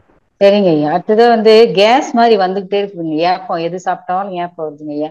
அந்த ஏலாதி சூரணம் கூட சாப்பிட்றேன் நானு, அப்ப கூட என்னன்னு தெரியல, அது ஏப்பமா எது சாப்பிட்டாலும் ஏப்பம் வருதுங்க. பாருங்க, அப்ப ஒரு கேஸ்ட்ரிக் ப்ராப்ளம் உங்களுக்கு, வாயு தொல்லை இருக்குன்னு அர்த்தம். வஜ்ராசனத்துல உட்காருங்க, மூச்சு பயிற்சி நல்லா பண்ணுங்க, நாடு சுத்தி பிராணாயாமம் பண்ணுங்க, காயகல்பம் பண்ணாலே சரியாயிடும். பயிற்சி எல்லாம் தினமும் எல்லா பயிற்சியும் டெய்லி செஞ்சிருங்க ஐயா, டெய்லி செய்யறங்க ஐயா, எதை மறந்தாலும் அது மறக்கிறது இல்லைங்க. Right, very good. பயிற்சி தினமும் பண்ணுங்கம்மா, காலப்போக்கில் சரியாயிடும். இதுக்கு தேவையில்லாம மருத்துவம் பண்ண வேண்டாம். சரிங்க, நன்றிங்க ஐயா. வாழ்த்துக்கள் ஐயா, பொங்கல் நல்வாழ்த்துக்கள். நன்றிமா, நன்றிமா. வாழ்க வளமுடன் மாலதியம்மா. நன்றிங்கம்மா, வாழ்க வளமுடன். நன்றியம்மா, வாழ்க வளமுடன். அடுத்து பாலசுப்ரமணியன் சக்திவேல் ஐயா அவர்கள் கேள்வி கேட்க அழைக்கிறோம். ஐயா அன்மியூட் பண்ணிக்கோங்க. பாலசுப்ரமணியன் சக்திவேல் ஐயா. வாழ்க வளமுடன்மா. வாழ்க வளமுடன். வாழ்க வளமுடன் ஐயா. ஐயா வாழ்க வளமுடன். சொல்லுங்கய்யா. ஐயா, நான் வந்து 76 வயசுயா. கடந்த 1 மாதத்துக்கு முன்னாடி கீழே விழுந்தேன். திடீர்னு இடது கையும் இடது காலும் வந்து ரொம்ப வலி ஜாஸ்தியாகி வலது கையும் வலது காலும் வலி வந்துருச்சுயா. வலது கை விரல்களை மடக்க முடியல, வலது காலில் பாதத்துக்கு கீழேயும் வீக்கமா இருந்ததுயா. அப்போ டாக்டரை கன்சல்ட் பண்ணதுல பிளட் டெஸ்ட் எடுத்ததுல உங்களுக்கு ருமேட்டிக் ஆர்த்தடிசியான்னு சொல்லி டயக்னோஸ் பண்ணாங்கய்யா. மருந்து சாப்பிட்டுக்கிட்டு இருக்கிறேன். அதனால உடற்பயிற்சி ஒரு மாதம் செய்யலை. இப்போ பழையபடியும் நான் ஏற்கனவே பிரம்மஞானம் வரைக்கும் முடிச்சிருக்கேன். உடற்பயிற்சி எல்லாம் தொடர்ந்து செய்யலாமாயா? மருந்துகள் வந்து நான் அலோபதியிலிருந்து வேற மருந்து எதுவும் மாறிக்கலாமாயா? அதை உங்ககிட்ட கருத்துக்களை கேட்குறேன்யா. இல்ல இப்ப டாக்டர் கொடுத்ததை கண்டினியூ பண்ணுங்க. சரிங்கய்யா. உங்களுக்கு சுகர் இருக்கா? ஆமாய்யா, நான் ஒரு 35 வருஷம் சுகர் பேஷண்ட். ஆனா வாழ்க வளமுடன் வந்த உடனே எனக்கு சுகர் வந்து இப்போ வந்து 6 HbA1c கீழே இருக்குயா. அல்ல, அது மாத்திரை சாப்பிடறது கண்டினியூ பண்றதுனாலயா? சுகருக்கு மாத்திரை ஒரு நாளைக்கு 1/2 மாத்திரை சாப்பிடுறேன்யா. சரி, ஓகே. 1/2 மாத்திரைனா மெட்ஃபார்மின் சாப்பிடுறேன்யா. சரி, அது ஓகே. காலையில ஒரு 1/2 மாத்திரை, ராத்திரி ஒரு 1/2 மாத்திரை சாப்பிடுறேன்யா. சரி, ஓகே. இப்போ சுகர் 3 months ஆவரேஜ் வந்து 6 கீழே இருக்கா? 6 கீழே 5.7 இருக்குயா. ஓகே, 5.7னா நல்ல ஆல்மோஸ்ட் நான் டயபெட்டிக் ஸ்டேஜுக்கு வந்திருக்கிறீங்க. அப்படிங்களா? எல்லாமே குருவனுடைய அருள் தான். ஆமா. மகராசன பயிற்சி இப்ப உங்களால பயிற்சி பண்ண முடியுதா? கடந்த 1 மாதம் பண்ண முடியல. இப்ப கை பயிற்சியும் மூச்சு பயிற்சியும் மட்டும் பண்ணிக்கிட்டு இருக்கேன்யா. 14 பாயிண்ட் அக்கு பிரஷர் பண்றதுக்கு முடியுதா? அக்கு பிரஷர் இன்னும் ட்ரை பண்ணலையா. அந்த விரல் வந்து காலை நேரத்துல ஒரு 10 மணி வரைக்கும் விரல மூவ் பண்ண முடியல. ரைட். நாடி சுத்தி பிராணாயாமம் பண்ண முடியுதா? அது முடியுதுயா. ரைட், அத பண்ணுங்க. சரியா. கைப்பயிற்சி கண்டிப்பா பண்ணணும். ஓகேங்கய்யா. கைப்பயிற்சி கண்டிப்பா பண்ணுங்க. இந்த ஆரிய ஃபேக்டர் எவ்வளவு இருக்கு? ரொமட்டாய்டு ஆர்த்ரைட்டிஸ் ஃபேக்டர், ஆரிய ஃபேக்டர் நிறைய இருக்கா? ஆரிய ஃபேக்டர் வந்து எனக்கு 2+ இருக்குன்னு சொல்லிருக்காங்க. Anti nuclear antibody 2+. Okay, right. என்ன பண்ணுங்க, குழன்னு இருக்கிற உணவுப் பொருட்களை உணவோட சேர்த்துக்கங்க. வெண்டைக்காய், சரிங்கய்யா, சேப்பங்கிழங்கு, ஓகேயா, பசலக்கீரை, பருப்பு கீரை, ஓகேயா. உணவு. அப்புறம் வந்து குடிக்கிறதுக்கு வந்து பால் சாப்பிடலாம்லையா? சாப்பிடலாம். கொஞ்சமா எடுத்து, நைட்ல வேண்டாம், பகல்ல எடுத்துக்கங்க. ஓகேங்கய்யா. நைட்ல எடுக்கிறதா இருந்தா தூங்கறதுக்கு 1 மணி நேரத்துக்கு முன்னாடி எடுத்துங்க. ஓகேங்கய்யா. இதெல்லாம் எடுத்துக்கங்க. சரிங்கய்யா. சுகர் கண்ட்ரோல்ல இருக்கு அப்படின்னு உங்களுக்கு கான்பிடென்ட் இருந்ததுன்னா சொல்லுங்கய்யா. கரும்பு ஜூஸ் எடுத்துக்கங்க. கரும்பு ஜூஸ் அப்படிங்களா? அந்த ரோட்ல விற்கிறாங்க இல்லையா கரும்பு ஜூஸ்? ஆமாயா. அதை எடுங்க. ஆக்சுவலா சுகர் பேஷண்ட்டுக்கு நாங்க அதை ரெக்கமெண்ட் பண்ண மாட்டோம். சரிங்கய்யா. இருந்தாலும் உங்களுக்கு வந்து லெஸ் தென் 6 இருக்கிறதுனால சொல்றோம் உங்களுக்கு. ஆமா, எனக்கு நான் வந்து வீட்டுல அக்கு பிரஷர் செக் பண்ணுவேன்யா. காலையில செக் பண்ணும்போது எனக்கு 70% வருது. சரி. மத்தியானம் சாப்பிடும்போது 140 150 வருதுயா. அப்ப கண்ட்ரோல் பரவாயில்ல, ஒன்றும் பிரச்சனை இல்லை. கரும்பு ஜூஸ் ஒன்று எடுத்து பாரு. ஓகேங்க. சரிங்க. வாழ்க வளமுடன். இஞ்சி போட்டு சாப்பிட்டுக்கணுமாயா? வேண்டாம், வெறும் கரும்பு ஜூஸ். சரிங்கய்யா. வாழ்க. நான் உடல் இப்ப அலோபதியில இருந்து நான் வந்து சித்தாவா ஆயுர்வேதிக்கு மாறிக்கிறதுக்கு வாய்ப்பு இருக்குங்களா ஐயா? மாறலாமாயா? இல்ல, அவசரப்படாது. டாக்டர் பார்த்துட்டு பேசிட்டு சொல்லுங்க, அப்புறம் டிசைட் பண்ணுங்க. ஓகேங்கய்யா. சரிங்கய்யா, வாழ்த்துக்கள்யா, நன்றியா, வாழ்க வளமுடன் ஐயா. வாழ்க வளமுடன் ஐயா. அடுத்து மாலதி அவர்கள் கேள்வி கேட்க அன்போடு அழைக்கிறோம். வாழ்க வளமுடன். அன்மியூட் பண்ணிக்கோங்கம்மா. ஐயா வாழ்க வளமுடன். இனிய புத்தாண்டு வாழ்த்துக்கள் உங்களுக்கும் அம்மாவுக்கும். பொங்கல் நல்வாழ்த்துக்கள் ஐயா. வாழ்க வளமுடன் ஐயா. எனக்கு இந்த மனவளக்கலை புத்தகம் பாகம் 1ல ஒரு டவுட்டு. அதுல துரியாதீத தவ விளக்கம் கொடுத்துட்டு மகரிஷி துரியாதீத தவத்தை செய்யும் போது ஏற்படும் அனுபவம் என்னவென்றால் அப்படின்னு சொல்லிட்டு அந்த பாடல் கொடுத்திருக்காரு, இறைநிலையோடு எண்ணத்தை கலக்க விட்டு. அதுக்கு கீழே இதுவரையில் வெட்ட வழிதான் அறிவாக இருக்கிறது என எண்ணிக்கொண்டிருந்தது போய் துரியாதீதத்திலிருந்து பழக பழக பிரம்மமேதான் உயிருக்குள்ளாக அறிவாக இருக்கிறது என்ற உண்மையை உணரும் போதுதான் அவன்தான் நானாக இருக்கிறான் என்ற நிறைநிலையை தானாக உணர்வதாகும்னு கொடுத்திருக்காரு. வெட்டவெளி பிரம்மம் ரெண்டுமே ஒண்ணுதானங்கய்யா? ஆமா, அதுவே நீங்களா இருக்கீங்க, அவ்வளவுதான். அம்மா, இந்த உலகத்துல 2 தாம்மா இருக்கு, ஞாபகம் வச்சுங்க. ஒண்ணு, அவங்ககிட்ட ஒரு கேள்வி கேட்கிறேன். இந்த உலகம் என்பது 1ஆ 2ஆ? 1தாங்கய்யா. எப்படி 1ன்னு சொல்றீங்க? எந்த 1? பூமி 1 தானே இருக்கு. உலகம். இப்போ ஆக்சுவலா பாத்தீங்கன்னா ஆஸ் பர் சித்தாந்தம் உலகம் என்பது 2. ஞாபகம் வச்சுங்க. ஒன்று இறை உலகம், மற்றொன்று படைப்புலகம். இறை உலகத்துல அந்த வெட்ட வெளியை தவிர வேற எதுவுமே கிடையாது இறை உலகத்துல. படைப்பு உலகத்துல ஜட பொருட்கள்ல இருந்து 6 அறிவு மனிதன் வரைக்கும் இறைவனால் படைக்கப்பட்ட படைப்பு உலகம். அது புரியுதுங்களா? ஆனால் இந்த படைப்பு உலகத்தில் இருக்கிற அத்தனை தோற்ற பொருட்களுக்குள்ளேயும், அது ஜட பொருளா இருந்தாலும் சரி, உயிருள்ள பொருளா இருந்தாலும் சரி, உயிரற்ற பொருளா இருந்தாலும் சரி, மனிதனா இருந்தாலும் சரி, எல்லாவற்றுக்கும் உள்ளேயும் அந்த இறை உலகம் என்று சொல்லுகின்ற அந்த பிரம்மம் அதுதான் இருக்கிறது அதுக்கு உள்ள. புரியுதுங்களா? அப்போ எந்த ஒன்று ஆதியில் எந்த ஒன்று இருந்ததோ அந்த ஒன்றே, அதைத்தான் நம்ம மகரிஷி ஒரு இன்னொரு பாடல கூட சொல்றோம் பாருங்க. ஆதியில் எந்த ஒன்று இருந்ததோ அந்த ஒன்று இறைநிலையே இறை துகளாகி விண்ணாகி, அதுக்கப்புறம் என்ன ஆகுது? மூலகமாகி, அப்புறம் அந்த அடினைன், தைமின், சைடோசின், குவானின் என்கின்ற 4 வேதிப்பொருட்களாகி, மரபணு என்று சொல்லுகின்ற ஜீன்களாகி, ஜீன் குரோமோசோம் ஆகி, குரோமோசோம் செல்களாகி, செல்கள் திசுக்களாகி, திசுக்கள் தசைகளாகி, தசைகள் உறுப்புகளாகி, உறுப்புக்கள் மண்டலமாகி, மண்டலத்திலிருந்து பரு உடலாகி. இந்த இடத்துல மாலத்தின்றவங்க கேள்வி கேட்டுட்டு இருக்கிறாங்க. அப்போ ஆதியில் பிரம்மமாக இருந்தது, இப்ப என்னவாக இருக்கிறது? மாலத்தியாக இருக்கிறது. அப்போ இது எப்போ ஒருத்தருக்கு தெரியும் அப்படின்னு கேட்டீங்கன்னா, அந்த துரியாதீத நிலையில், அததான் சொன்னார் மகரிஷி, அந்த நிலையிலிருந்து நித்தம் நம்ம பழகி கொள்ளும் பொழுது அதுவே நானாக இருக்கிறது, அந்த பிரம்மமே நானாக இருக்கிறது. பிரம்மம் அப்படின்னு சொன்னா எங்கும் நிறைந்தது அப்படின்னு அர்த்தம். எங்கும் நிறைந்தது எது? இறைவன். அதை நம்ம இறைவன் சொல்லலாம், பிரம்மம் எப்படி சொன்னாலும் அது ஒண்ணுதான். அதனாலதான் அந்த துரியாதீத தவத்துல தான் அது நம்மளால உணர முடியும். அந்த நிலையில உணர எப்போ உங்களுக்குள்ள இருக்கிற கரைகள் போகுதோ அப்பதான் மகரிஷி அந்த பாடல்ல சொல்றாரு இல்லையா, காணும் தெய்வம் அப்படின்னு சொல்றாரு இல்லையா. அந்த தெய்வத்தை பார்க்கும் பொழுது நீங்கள் இல்லை. அந்த நேரத்துல அதை வேற மாதிரி கூட சொல்லுவாங்க.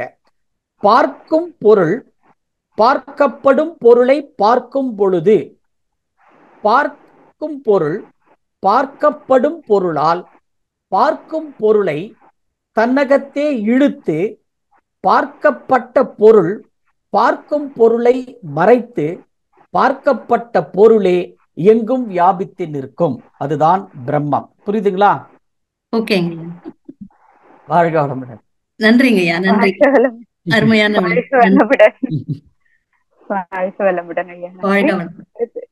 அடுத்து வெங்கடேஸ்வரன் ஐயாவை கேள்வி கேட்க கூட வைக்கிறோம். ஐயா அன்மியூட் பண்ணிக்கோங்க ஐயா. வெங்கடேஸ்வரன் ஐயா. அம்மா வாழ்க வளமுடன் ஐயா. வாழ்க வளமுடன் ஐயா. வாழ்க வளமுடன் ஐயா. ஐயா எனக்கு உடல்ல தான் 2 சந்தேகங்கய்யா. இப்ப எனக்கு வந்து கொஞ்சம் அல்சர் ப்ராப்ளம் இருக்குமோன்னு எனக்கு தோணுதுங்கய்யா. காரம் சாப்பிட்டாலே நாக்குல வந்து விறுவிறுன்னு ஏறுது. நாக்குல புண்ணு வந்து வர ஆரம்பிச்சிருதுங்கய்யா. ஆனா வயித்துல எதுவும் வலி தெரியல. இது அல்சர் தான் இருக்குமாங்க இல்ல வேற ஏதாவது?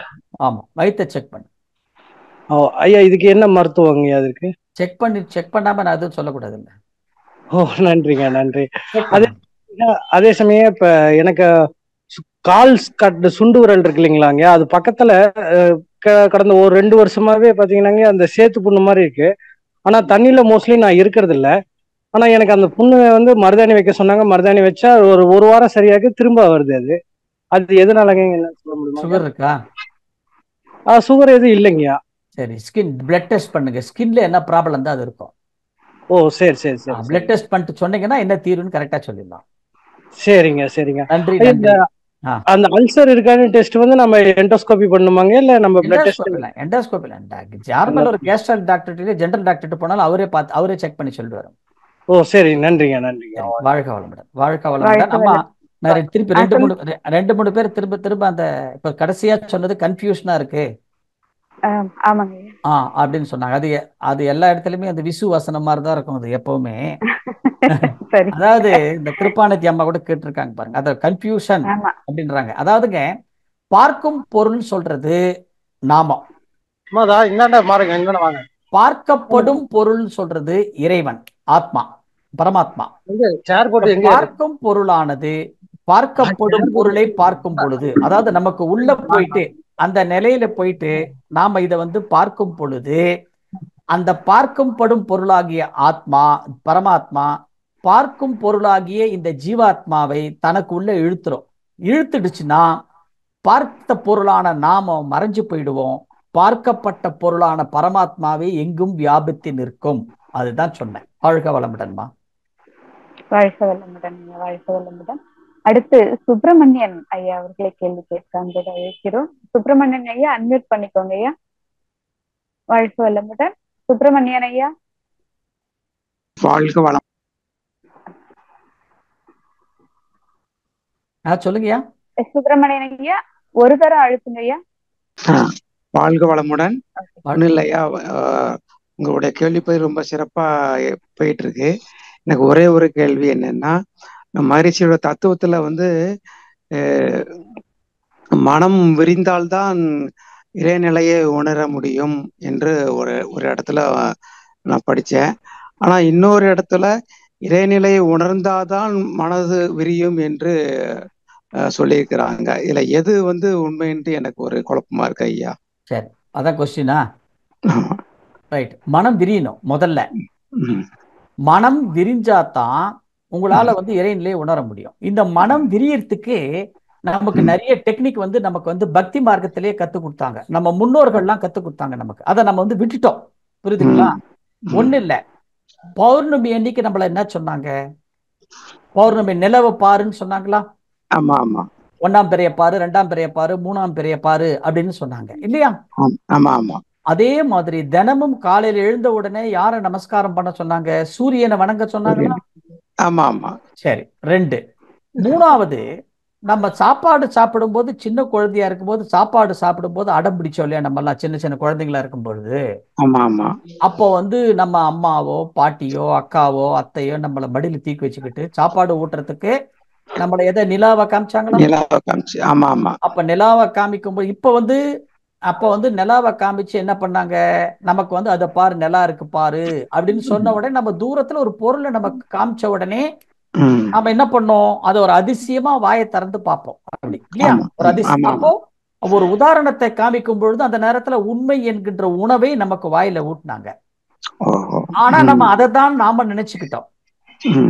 ஆனா சின்ன வயசுல இருந்து என்ன நமக்கு சொல்லி கொடுத்தாங்கன்னா, இங்க இருந்து அந்த நிலாவை பாருன்னு சொல்லும் பொழுது நாம இருக்கிற இடத்துல இருந்து சந்திரன் எவ்வளவு தூரத்துல இருக்கு? 2,30,000 மைல் தூரத்துல இருக்கு. சூரியனை காலையில பார்த்து வணங்குன்னு சொல்லும் பொழுது சூரியன் எவ்வளவு தூரத்துல இருக்கு? நாம இருக்கிற இடத்துல இருந்து 9 கோடி மைல் தூரத்துல இருக்கு. அப்போ நீங்க நிலவை பார்க்கும் பொழுதும் சூரியனையும் சந்திரனை பார்க்கும் பொழுது நீங்கள் எந்த ஒன்றை பார்க்கிறீர்களோ உங்களுடைய காந்தம் 9 கோடி மைல் தூரம் வரைக்கும் விரியுது. புரியுதுங்களா? அப்போ 9 கோடி மைல் தூரம் வரைக்கும் காந்தம் விரிந்தால் எது விரியும்? உங்க மனசு விரிஞ்சிடும் இல்லையா? மனம் தானே, ஜீவகாந்தம் தானே மனமா செயல்படுது. அப்போ உங்க மனசை சின்ன வயசுல இருந்து என்ன பண்ணாங்க? 9 கோடி மைல் தூரம் வரைக்கும் விரிய வைக்கிறதுக்கு நமக்கு கத்து கொடுத்தாங்க பக்தியில. அத நம்ம முறையா பண்ணோமா? பண்ணல, புடிச்சுக்கல. நம்ம ஏன் இது கேட்டோம்? நம்ம கேட்கல. அப்ப அதத்தான் மகரிஷி என்ன சொன்னாரு? மனம் விரிந்த நிலையில நல்ல எண்ணங்களும், மனம் குறுகிய நிலையில் தீய எண்ணங்களும் வரும்னு மகரிஷி நமக்கு சொன்னார் இல்லையா? இப்ப இதை நம்ம வந்து ஒரு வாழ்க்கையில, ஒரு நடைமுறை வாழ்க்கையில நம்ம எடுத்துட்டு வந்துட்டோம்னாலே அந்த பிரம்மத்தை நம்ம உணர்ந்துடலாம். எனவே மனம் விரியணும். மனம் விரிந்தால்தான் 2 கிடைக்கும். ஒண்ணு, இறைநிலை உணர முடியும். 2வது, நம்மளால வந்து தொண்டுக்கு வர முடியும். நன்றி ஐயா. நன்றி வணக்கம். நன்றி நன்றி ஐயா. வாழ்க வளமுடன். அடுத்து குருவம்மாள் பாலகிருஷ்ணன் அம்மா அவர்களை கேள்வி கேட்க வைக்கிறோம். அம்மா அன்மியூட் பண்ணிக்கோங்கம்மா. அம்மா வாழ்க வளமுடன் அம்மா. வாய்ப்புக்கு நன்றி அம்மையப்பா. வாழ்க வளமுடன். இனிய பொங்கல் வாழ்த்துக்கள் அம்மையப்பா. வாழ்க வளமுடன்மா. சொல்லுங்கம்மா. அம்மாவுக்கும் சொல்லிருங்க பொங்கல் வாழ்த்து. கண்டிப்பாம்மா. அப்புறம் என்னுடைய கேள்வி, இந்த வருடம் வந்து இப்ப போகி இன்னைக்கு, நேத்து வர வேண்டிய போகி இன்னைக்கு வந்திருக்கு. இப்ப 14ல பொங்கல், அதனுடைய முக்கியத்துவம் என்னங்க ஐயா? லீப் வருடம்ங்கிறதுனாலயா என்ன? லீப் வருடத்தினால தள்ளி வருது. நல்லாதான் இருக்கு, ஒன்னும் பிரச்சனை இல்லை, நல்லா இருக்கு, சுபமா இருக்கு. அப்புறங்கய்யா, அவங்களுக்கு இந்த அஷ்டமி பத்தி கேட்டாங்க ஒருத்தவங்க, அவங்களுக்கு சொன்னீங்க. ஹலோ. ஆமாமா. அதுல வந்து 7 முடிஞ்சு 8வது நாள் உச்சம்னு சொல்றீங்களே, அப்புறம் 9, 10 வருது எங்கய்யா? அப்புறம் எப்படி உச்சம்ன்ற? உச்சத்துல இருந்து இறங்கும். உச்சத்துல இருந்து இறங்கி 10ல வந்து சமன்படும். 10ல சமன்படும். சமன்பட்டு திருப்பி ஸ்ட்ரீம்லைன் 11, 12, 13, 14, 15 அப்படி போகும். சமன்படும். அந்த உச்சத்தையும் உச்சத்துல இருந்து இறங்குகின்ற நேரத்தையும் மட்டும்தான் உச்சத்துல இருந்து. அதனாலதான் அந்த வந்து அஷ்டமி நவமியை வந்து பிரயாணத்துக்கு மட்டும் தவிர்ப்பார்கள் அந்த 2 நாட்களை. இல்லைங்கய்யா, உச்சம்ன்றது எத்தனை நாளுங்கய்யா? 8வது நாளா? அதாவதுமா 15 நாள் இல்லையா? ஒரு பட்சன்றது 15 நாள். அதனுடைய உச்சம் நடு எது? சப்தமியும் அஷ்டமியும் கூடுகின்ற, சப்தமி முடிகின்ற இடம், அஷ்டமி ஆரம்பிக்கின்ற இடம். சரிங்க சரிங்க, அதுதான். அற்புதம். வாழ்க வளமுடன் ஐயா. நன்றிமா. வாய்ப்புகள் நன்றியா. நன்றி ஐயா. வாழ்க வளமுடன். அடுத்து சபரீஷ் சுந்தரவடிவேல் ஐயா அவர்களை கேள்வி கேட்க வைக்கிறோம். ஐயா சபரீஷ் ஐயா அன்மியூட் பண்ணிக்கோங்க. ஐயா வாழ்க வளமுடன் ஐயா. வாழ்க வளமுடன் சபரீஷ், சொல்லுங்க. வளமுடன் ஐயா. ரொம்ப சிறப்பா இருந்ததுங்க ஐயா. நீங்க சொன்னது வந்து இந்த சப்ஜெக்டிவ் டைமென்ஷன் கிடையாது, அப்ஜெக்ட் நம்மளை பத்தி அப்ஜெக்டிவ் டைமென்ஷன் சொன்னது ரொம்ப உண்மையாவே சிறப்பா இருந்தது. எனக்கு வந்து ஒரு கேள்வி என்னன்னா, இப்போ நீங்க இந்த ஆகாஷிக் ரெக்கார்ட் எல்லாம் சொல்றாங்க இல்லைங்கய்யா, அது வந்து இப்போ அது வந்து ஒரு மெமரி மாதிரி இருக்கு. நம்ம வந்து ஒரு நுண்ணிய நிலைக்கு போகும்போது அது என்னங்கிறது நமக்கு ஒரு புரிதல் ஏற்படுதுன்னு கேள்விப்பட்டிருக்கோம். இப்போ என்னன்னா, எப்படி அவங்க ஜார்கன்ஸ் கூட சொல்றாங்க. இப்ப மெடிக்கலா ஒரு டேர்ம் இருந்தா கூட அது கூட அது எப்படிங்க அவங்க அது தெரியுது, ஆகாஷிக் ஆக்சஸ் பண்ணி அவங்க சொல்றாங்கன்னு ஒரு கேள்வி எனக்கு. ஏன்னா ஓரளவுக்கு ஒரு எண்ணங்களுக்கு இந்த மாதிரி தோணலாம். ஃபுல்லா அந்த அளவுக்கு அது எப்படி ஆக்சஸ் பண்றத கொஞ்சம் பத்தி சொல்லுங்க. நன்றி.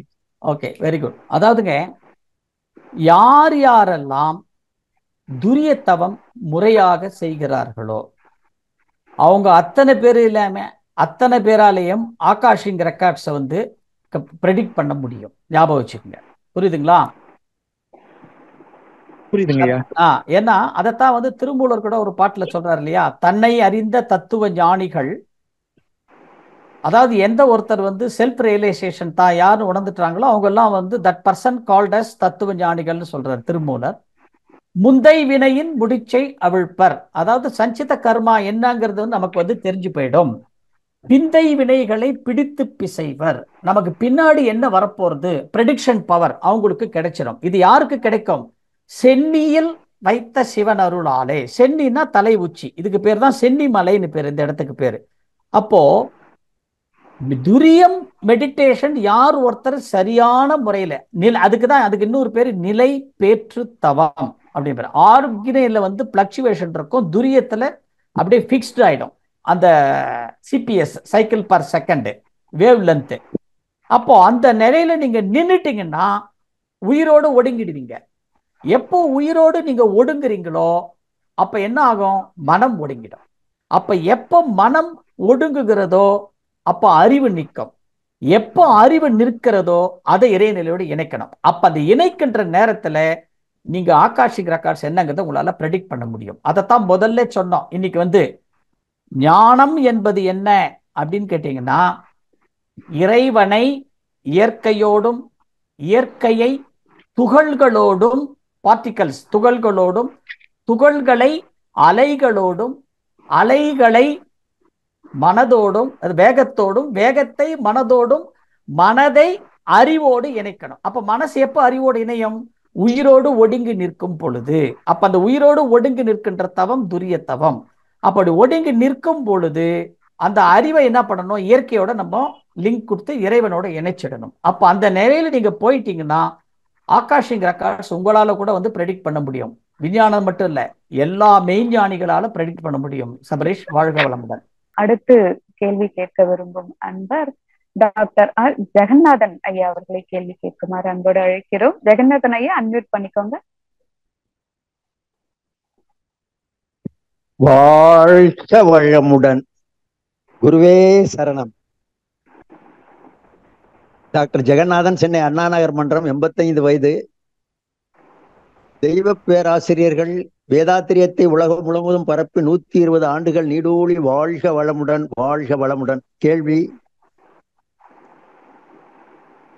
ஞான மார்க்கத்தை பற்றி வேதங்கள், சித்தர்கள், யோகியர்கள், ஞானியர்கள், உலக மக்கள் அனைவரும் கற்று முழு பயனை அடைந்து இறைநிலை உணர்வு பெற்று விளக்கம் கூறி உலக மக்கள் பயனடைய முடியாமல் செய்து விட்டார்கள். ஆனால் கலியுக கடவுள் நம் குரு அவர்களோ இதற்கு முழு முயற்சி எடுத்து உலகில் 8வது அதிசயம் போன்று உச்சக்கட்ட ஞான மார்க்கத்தை 1000 ஆண்டு நீடித்து நிலைத்து இருக்கும்படியாக செய்தார்கள் என்பது நிதர்சனமான உண்மை. ஐயா, அறிவுரை தாருங்கள் ஐயா. வாய்ப்பளித்த வணக்கத்திற்குரிய தங்களுக்கும் வணக்கத்திற்குரிய மாண்புமிகு நம் தானை தலைவர் பத்மஸ்ரீ அருள்நிதி SKM ஐயா அவர்களுக்கும் ஆழியார் அறிவித்திருக்கோயிலின் அனைத்து மனித தெய்வங்களுக்கும் என் நெஞ்சார்ந்த நன்றியையும் பொங்கல் வாழ்த்துக்களையும் வணக்கத்தையும் தெரிவித்துக் கொள்கிறேன். வாழ்க வளமுடன், வளர்க வேதாத்திரியம் ஐயா. நன்றி. வாழ்க வளமுடன் ஜெகநாதன் ஐயா, வாழ்த்துக்களுக்கு மிக்க நன்றி.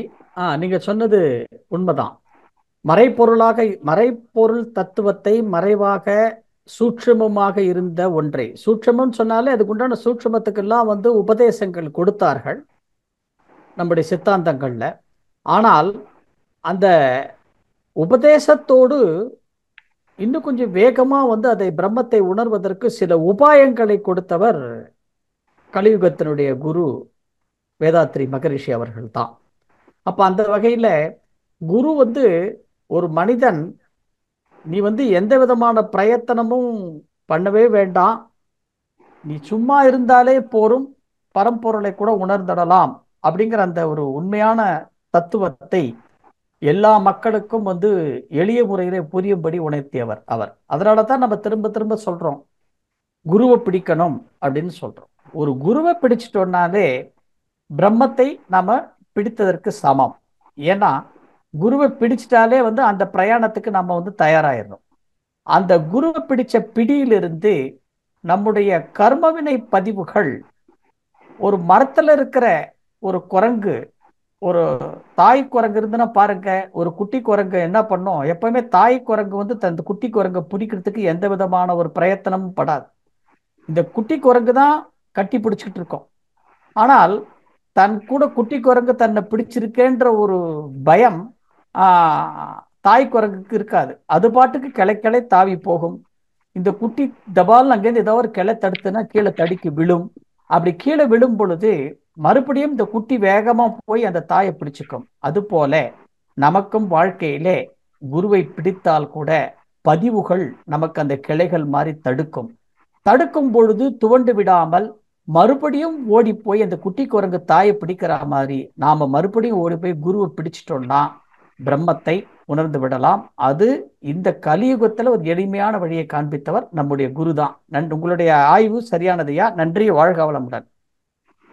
அருமையான விளக்கம் ஐயா, நன்றி. வாழ்க வளமுடன், வாழ்க வளமுடன், வாழ்க வளமுடன். வாழ்க வளமுடன் ஐயா. அடுத்து செவ்வேல் ஐயா அவர்களே கேள்வி கேட்க அழைக்கிறோம். செவ்வேல் ஐயா அன்மியூட் பண்ணிக்கோங்க ஐயா. வாழ்க வளமுடன், வாழ்க வளமுடன் ஐயா. நம்ம ஐயா பண்ணக்குள்ளே நம்ம சில டைம் கடுமையா உழைச்சிருந்தாலும் அதை 1 மணி நேரம் கூட நீடிக்குது ஐயா. அப்புறம் நம்மளே அந்த இரையாற்றல் நம்ம அடுத்த நாள் வேலைக்கு போறதுக்கு அதுவே நம்மள எழுப்பிடுது ஐயா. ரொம்ப மகிழ்ச்சியா இருக்கு. அதை நான் நினைச்சு அதை நான் சிந்திச்சு பார்க்கல ரொம்ப மகிழ்ச்சியா இருக்குது ஐயா. அதே மாதிரி நம்ம மனவளக்கலை மன்ற அன்பர்கள் வராங்க. நிறைய பேர் என்ன எப்படி வராங்கன்னா, சுகர் பிரஷர் இருக்கவங்க தான் கொஞ்சம் நீடித்து நிக்கிறாங்க நம்ம மன்றத்துல. அவங்களுக்கு நம்ம இந்த முழுவதும் இந்த உடற்பயிற்சி சொல்லி கொடுத்தாலே போதுமா, வேற எந்தெந்த வழிகள் நம்ம பயன்படுத்தினா நல்லதுங்க ஐயா? அதே மாதிரிங்க ஐயா, இந்த கண் வலின்னு வருதுன்னு வராங்க ஐயா. அவங்களுடைய லென்ஸின் வடிவம் அதிகமா இருக்கான்னு தெரியல. அவங்க கம்ப்யூட்டர் ஃபீல்டுல இருக்கவங்க வராங்க, பெரிய மேனேஜர் லெவல்ல. அவங்க கண் வலின்னு வராங்க. நம்ம கண் பயிற்சி மட்டும் கொடுத்தா போதுங்க ஐயா? வேற என்ன சொல்லுங்க ஐயா உங்களுடைய அறிவுரைகள்? வாழ்க வளமுடன். அதாவதுக்கு இப்ப வர்றாங்கன்னா, உடற்பயிற்சி வராங்கன்னா கண்டிப்பா அவங்க வந்து ஃபவுண்டேஷன் கோர்ஸ் தானே சேர்றாங்க செவ்வேல் ஐயா அவங்க? இல்லங்க ஐயா, இங்க நாங்க மனவளக்கிழமைனா வெள்ளிக்கிழமை மட்டும் தான் இங்க நாங்க கல்ஃப்ல இருக்கோம். வெள்ளிக்கிழமை மட்டும் தான். தெரியும் தெரியும். இல்ல நான் என்ன கேக்குறேன்னா, நீங்க வெறும் உடற்பயிற்சி மட்டும் கொடுத்தா போறாது. ஏன்னா ஒருத்தர் வந்து இப்ப நீங்களே சொல்றீங்க சுகர் இருக்கு, பிபி இருக்குன்னு வராங்க அப்படின்னு சொன்னா, வெறும் உடற்பயிற்சி வந்து அதை வந்து கண்ட்ரோல் பண்ணும். ஒரு ஸ்டேஜ்ல வந்து இந்த சுகர் பிபி எலிமினேட்டே பண்ணிடும். ஆனால் அவங்க ஒரு கொஞ்சம் மன அழுத்தம் வந்துருச்சுன்னா திருப்பி ஏறிடும். மனசு கொஞ்சம் அழுத்தம், வேலையில டென்ஷன், ஒர்க் டென்ஷன், ஸ்ட்ரெஸ் வந்துருச்சுன்னா திருப்பி ஏறிடும். அப்போ உடற்பயிற்சி எல்லாம் வேஸ்டா போயிடும்.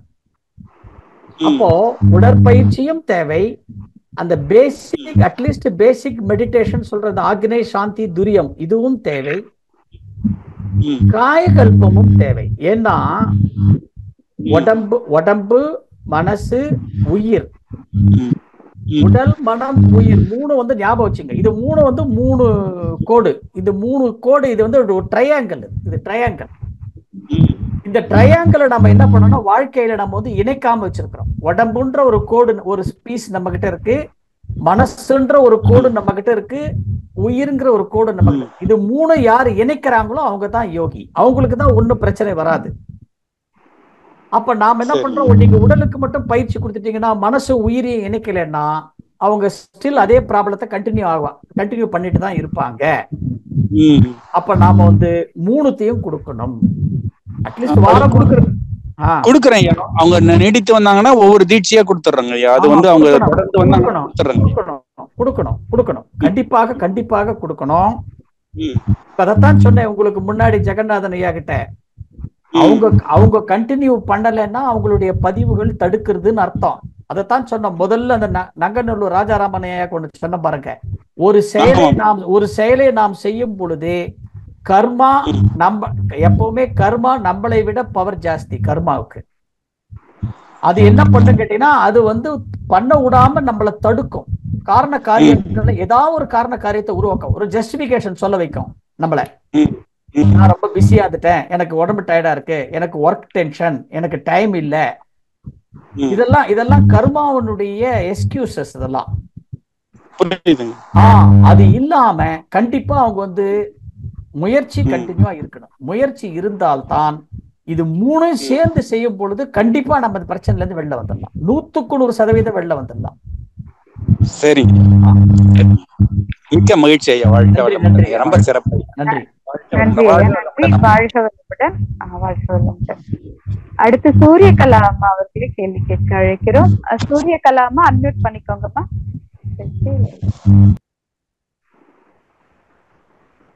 சூரியகலா அம்மா அன்மியூட் பண்ணிக்கோங்கம்மா. வாழ்க வளமுடன்.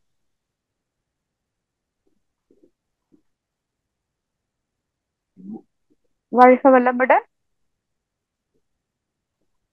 சூரியகலா அம்மா, இது இணைய சிக்கல் என்று நினைக்கிறேன். அடுத்து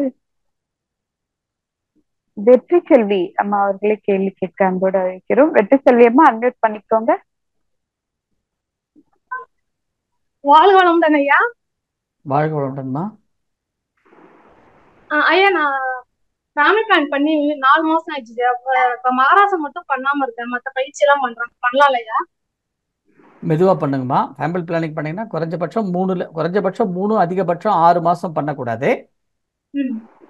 மெதுவா பண்ணுங்க. மகராசனம் 6 மாசம் கழிச்சு பண்ணுங்க. ஓகே. இன்னொன்னு பயிற்சி பண்றாங்க, ஆனா கொஞ்சம் அப்பப்போ இந்த கொரோனா அப்புறம் உடம்புலாம் கொஞ்சம் லைட்டா அரிப்பா இருக்கு. அப்பப்போ அப்படியே இச்சிங்கா இருக்க மாதிரி சொருங்க, அப்படியே இது பண்ண கை வச்சா லைட்டா தடுத்துடுது. இல்லம்மா, அது கொரோனா ஊசினால கிடையாது. உங்களுக்கு இப்ப பிளட்ல ஏதாவது மாறுபாடு வந்திருக்கும், அது என்னன்னு பாருங்க. பிளட்ல ஏதாவது இன்ஃபெக்ஷன், பாக்டீரியல் இன்ஃபெக்ஷன் இருந்ததுன்னா ஸ்கின்ல மாதிரி ஒரு எச்சிங் வரதுக்கு வாய்ப்பு இருக்கு. அது என்னன்னு பாருங்க. அது பிளட்ல எந்த இன்ஃபெக்ஷன் இருக்கோ அதுக்கேற்ற மாதிரி நம்ம வந்து என்ன மருந்து எடுத்துக்கணும், அந்த மருந்து எடுத்துக்கணும். கூட நம்ம பயிற்சிகளை செய்யணும். காயகல்பம் ரொம்ப இம்பார்ட்டன்ட். சரிங்களா? வாழ்க வளமுடன். நன்றி. வாழ்க வளமுடன். நன்றி அம்மா, நன்றி. அடுத்து கவிதா ஸ்ரீனிவாசன் அவர்களை கேள்வி கேட்க அழைக்கிறோம். கவிதா ஸ்ரீனிவாசன் அம்மா அன்மியூட் பண்ணிக்கோங்க. கவிதா அம்மா அன்மியூட் பண்ணிக்கோங்க. வாழ்க வளமுடன். கவிதா அம்மா அன்மியூட் பண்ணிக்கோங்கம்மா.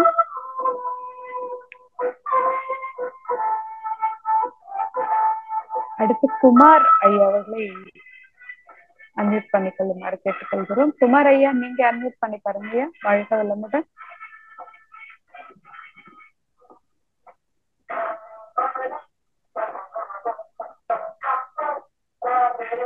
குமார் ஐயா, வாழ்க வளமுடன். யாருமே அட்மிட் பண்ண மாட்டேங்கிறாங்க. அட்மிட் பண்ண மாட்டேங்கிறாங்க. சமுத்திரக்கனி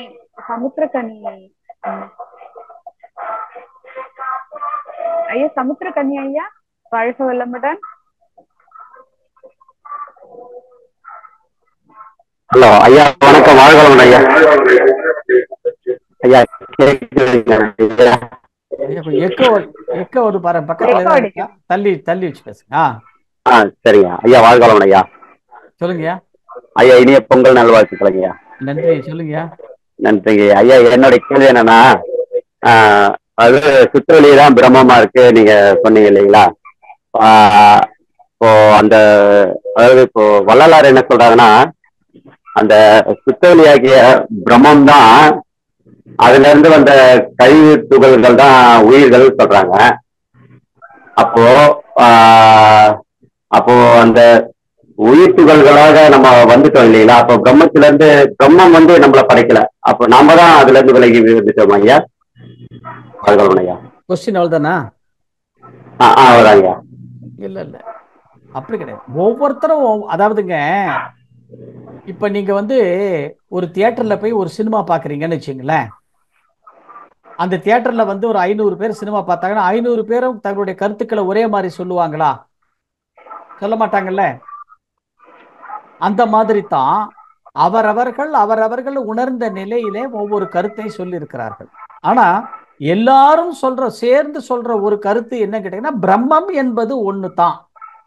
அந்த பிரம்மமே என்ன பண்றது, பிரம்மமே தன்மாற்றம் பெற்று மாறி மாறி கடைசியில மனிதனாக வந்திருக்கிறது அப்படின்னு சொல்றாங்க. அது ஒவ்வொருத்தரும் சொல்லும் பொழுது அதனுடைய கழிவுதான் மனிதன், அதனுடைய மறுபிறவிதான் மனிதன், வார்த்தைகள்ல தான் வேறுபட்டு நிற்குதே தவிர பொருள் ஒன்றுதான். பிரம்மமே நாம இருக்கிறோம். அது உண்மைதான். அது வாழ்க வளமுடன் ஐயா. வாழ்க வளமுடன்.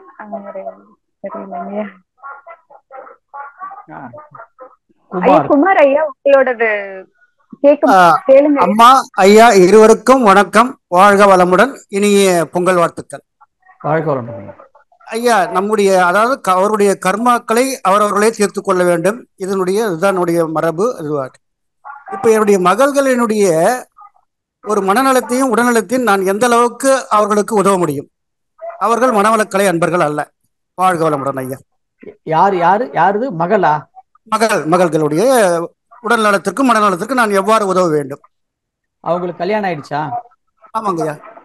கல்யாணம் ஆயிடுச்சுன்னா அவங்க வேற ஒண்ணு இதோட லிங்க் ஆயிடும். சரிங்கய்யா. உங்களுக்கு மகன்கள் இருக்காங்களா? இல்லைங்கய்யா. சரி. அதாவதுங்க, இந்த கர்மா தியரி எப்படின்னு கேட்டீங்கன்னா, சொல்லுங்கய்யா. ஒருத்தருக்கு வந்து ஒரு குடும்பத்துல வந்து ஒரு கர்மா அப்படி ஒருத்தருக்குன்னா இப்போ வந்து ஒருத்தருக்கு வந்து இப்போ உதாரணத்துக்கு உங்களுக்கு வந்து 2 மகள்கள் இருக்கான்னு வச்சுக்கோங்க. சரிங்கய்யா. மகன் கிடையாது. கிடையாது. அப்போ மகன் இல்லை அப்படின்னு சொன்னா உங்ககிட்ட இருக்கிற கர்மா அந்த குழந்தைகளுக்கும் கர்மா இருக்கும். அது எது இருக்குன்னு கேட்டீங்கன்னா மகள்களாக இருந்தால்னா திருமணம் ஆகிற வரைக்கும் தான் அந்த கர்மா மகள் கிட்ட இருக்கும். திருமணம் அவங்களுக்கு திருமணம் ஆயிடுச்சுன்னா அது இன்னொரு கர்ம வினை பதிவோடு சேர்ந்து விடுகிறது. புரியுதுங்களா? சரிங்க. அப்ப அந்த இடத்துல அது என்ன பண்ணா அங்க போய் அந்த பெண் வந்து புது அக்கௌண்ட்டை வந்து ஓபன் பண்ணிடுவாங்க. நியூ அக்கௌண்ட் ஓபன் ஆயிடும். அங்க உங்க அக்கௌண்ட் க்ளோஸ்டு ஆல்ரெடி. ஆனால் எப்போ அந்த இடத்துல வந்து ஒரு பெண்ணு பிறந்த வீட்டிலிருந்து புகுந்த வீட்டுக்கு போனாலும் ஒரு சில பேருக்கு கர்மா அங்க போயும் பிறந்த வீட்டினுடைய கர்மா பிடிக்கும். அது எப்போன்னு கேட்டீங்கன்னா தான் பிறந்த வீட்டினுடைய கர்ம வினை பதிவுகள் அதனுடைய கர்மாவினுடைய அந்த பலம் ரொம்ப அதிகமா இருந்ததுன்னா நாம ஏதாவது பெரிய தவறுகள் செய்திருந்தாலோ நம்முடைய பெற்றோர்கள் முதல் அதுக்கு மேல இருக்கிற தலைமுறைகள் வரைக்கும் ஏதாவது பெரிய தவறுகள் செய்திருந்தாலோ சரிங்க அதனுடைய பதிவு ஒருத்தர் திருமணம் ஆன பிறகு இன்னொரு வீட்டுக்கு போனாலும் அது பிடிக்கும். ஒரு சிலர் அது வந்து லட்சத்துல 1 தான் வரும். சரி. அப்போ இப்போ உங்கள் மகள்கள் வந்து இன்னொரு திருமணம் ஆகி போயிட்டாங்க. பொதுவான ஒரு ஜெனரல் ரூல் என்ன கேட்டீங்கன்னா இப்ப இனி இருக்கின்ற பதிவுகளை நீங்கள் உங்கள் மனைவி நீங்க 2 பேரை தான் முடிக்கணும். சரி சரி சரி. ஆமா, அவ்வளவுதான். நீங்க பண்ற பிளெஸிங்ஸும் பண்ணுங்க. No problem. நன்றிங்க நன்றிங்க. வாழ்க வளமுடன். வாழ்க வளமுடன். வாழ்க வளமுடன். அடுத்து சேலம் கலைச்செல்வி அம்மாவுக்கு அன்மியூட் செய்து கொள்ளுங்கம்மா. கலைச்செல்வி அம்மா அன்மியூட் பண்ணிக்கோங்கம்மா. வாழ்க வளமுடன். சேலம் கலைச்செல்வி அம்மா அன்மியூட் பண்ணிக்கோங்கம்மா. வாழ்க வளமுடன்.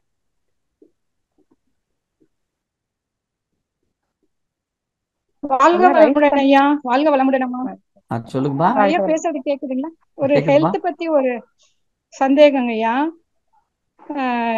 எனக்கு வயது 64 ஆகுதுங்க ஐயா. எனக்கு யூரினரி இன்ஃபெக்ஷன் ஒரு 3-4 மாசமாவே இருக்கு. டாக்டர்கிட்ட போய் யூரின் டெஸ்ட் கொடுத்து அவங்க டேப்லெட்லாம் 1 வீக் கொடுத்தாங்க, சாப்பிட்டேன்.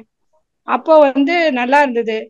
ஆனா இப்ப மறுபடியுமே யூரினரி இன்ஃபெக்ஷன்னால உள்ள இருந்து பிளட் யூரின் போகும்போது கிளாட் ஆகி வருதுங்க ஐயா. அது என்ன இதெல்லாம் முடிஞ்சிருச்சு? இதெல்லாம் மெனோபாஸ் அதெல்லாம் வந்து இதெல்லாம் மாதவிடாய் எல்லாம் முடிஞ்சிருச்சு இல்லையா? அதெல்லாம் முடிஞ்சிருச்சுங்க ஐயா. எங்கடா வெளியூர் டிராவல் போயிட்டு இருந்தீங்களா? ஒரு தடவை 2 தடவை பப்ளிக் டாய்லெட் யூஸ் பண்ற மாதிரி இருந்ததுங்க ஐயா. அதுதான் காரணமா இருக்கலாம். அது மாதிரி இடத்துல வாட்டர் யூஸ் பண்ணது காரணமா இருக்கலாம். சரிங்க ஐயா. நீங்க என்ன பண்ணுங்க, டாக்டர்ஸ் கொடுக்கிற மெடிசனை கம்பல்சரியா எடுக்கணும். எடுத்து முடிச்ச வாட்டி எடுக்கிற வரையில நல்லா இருந்ததுங்க ஐயா. அவ்வளவுதான். அப்ப என்ன பண்ணுங்க, சரியாயிடும். சரி, என்ன பண்ணுங்க, திரிபலா பொடி இருக்கு இல்லையா? ஆமாங்க ஐயா. திரிபலா பொடிய ஒரு நாளைக்கு 2 முறையோ 3 முறையோ ஒரு மக்கு வெந்நீர் தண்ணியில வெதுன்னு இருக்கிற வெந்நீர் தண்ணியில 2 ஸ்பூன் திரிபலா பொடியை போட்டு கலக்கிட்டு பாத்ரூம்ல போயிட்டு ஜனன உறுப்பை கிளீன் பண்ணணும். சரிங்க ஐயா.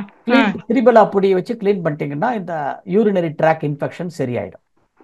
சரிங்க. எத்தனை நாளைக்குங்க ஐயா செய்யலாம் அது மாதிரி? ஒரு 2 நாள் பண்ணி பாருங்க, அதுலயே சரியாயிடும். அப்புறம் அதுலயே சால்வ் ஆயிடும். அப்படிங்களா? கண்டிப்பா ஆயிடுமா? கண்டிப்பா ஆயிடும். சரிங்க. ஏதோ பிளட் கிளாட் ஆகி வருது. அத பார்க்கலாம். அது பார்க்கலாம். என்னன்னு அது இல்லைன்னா அதுக்கப்புறம் வந்து ஒரு லேடி ஸ்பெஷலிஸ்ட் வந்து போய் பாருங்க. அப்படி எல்லாம் பிரச்சனை இல்லைன்னா, ஏன்னா நீங்களே வந்து வெளியூர் போயிருந்தீங்க, ஜெனரல் டாய்லெட் யூஸ் பண்ணுறீங்க, அது மாதிரி இடத்துல ஏதாவது இன்ஃபெக்ஷன் ஆகிறதுக்கு ஒரு வாய்ப்பு இருக்கு. இல்லைங்க, லேடி டாக்டரையும் பார்த்தாங்கய்யா. அவங்க 1 வீக் டேப்லெட் கொடுத்தாங்க. அது சாப்பிடும் போது நல்லா இருந்தது, ஒண்ணுமே பிளட் கிளாட் வரல. ஆனா சாப்பிட்டு முடிச்சு 2 days கழிச்சு மறுபடியும் ஆரம்பிச்சிருச்சு. சரி, இத பண்ணுங்க. இது சாப்பிடுங்க, மாதுளம் பழத்தை எடுத்துக்கங்க. சரிங்கய்யா. அதே மாதிரி மாதுளம் பழத்தினுடைய தோலை வந்து தண்ணியில கொதிக்க வச்சு அதை சுண்ட காய்ச்சி அந்த தண்ணியை குடிங்க. சரி. சரிங்க ஐயா. வாழ்க வளமுடன். நன்றிமா. வாழ்க நன்றிங்க. வாழ்க வளமுடன். வாழ்க வளமுடன், வாழ்க வளமுடன். அடுத்து பார்த்திபன் ஐயா, அன்மியூட் பண்ணிக்கோங்க ஐயா. வாழ்க வளமுடன் பார்த்திபன் ஐயா. ஐயா வாழ்க வளமுடன் ஐயா. வாழ்க வளமுடன் ஐயா. ஐயா ஒரு நம்பர் ரொம்ப சிறப்பாக இருந்தது ஐயா. ஒரு பழைய நிகழ்வு, ஒரு கெட்ட நிகழ்வுகள் நடந்துட்டு திருப்பம் ஒரு கொஞ்ச நாளுக்கு அப்புறம் திரும்பவும் பழையபடி அதே வந்து ஸ்லீப்பை டிஸ்டர்ப் பண்ணுது, மனசு வந்து ஒரு சோர்வே இருக்கு. ஒன்றும் பிரச்சனைனாலும் அதையே நினைச்சிட்டே இருக்கு ஐயா. இதுக்கு எக்ஸசைஸ் பண்ண முடியறதில்ல அவ்வளோ சீக்கிரம், விட மாட்டேனுது. நீங்க சொன்ன கர்மா சொன்னீங்களா, அது மாதிரி தான் டிஸ்டர்ப் பண்ணுது. அது இன்னும் ஆழமா எப்படி பதிவு போடணும், எப்படியே பண்றது? படுக்க போறதுக்கு முன்னாடி ரிலாக்ஸேஷன் பண்ணுங்க ஒண்ணு. சரிங்க.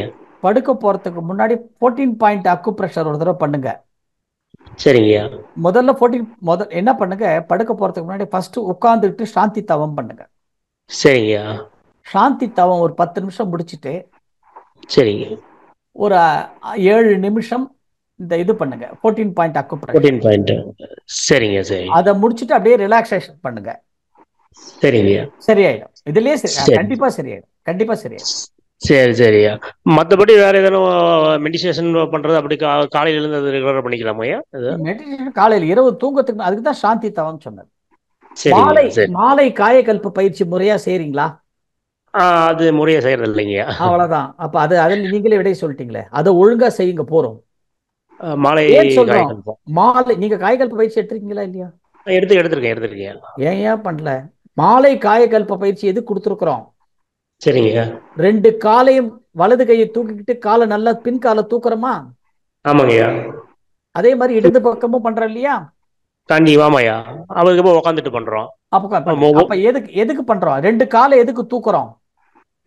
2 காலை தூக்குறதுக்கு காரணமே இரவு நல்ல, அதாவது வந்து சவுண்ட் ஸ்லீப் வரத்துக்கு தான்.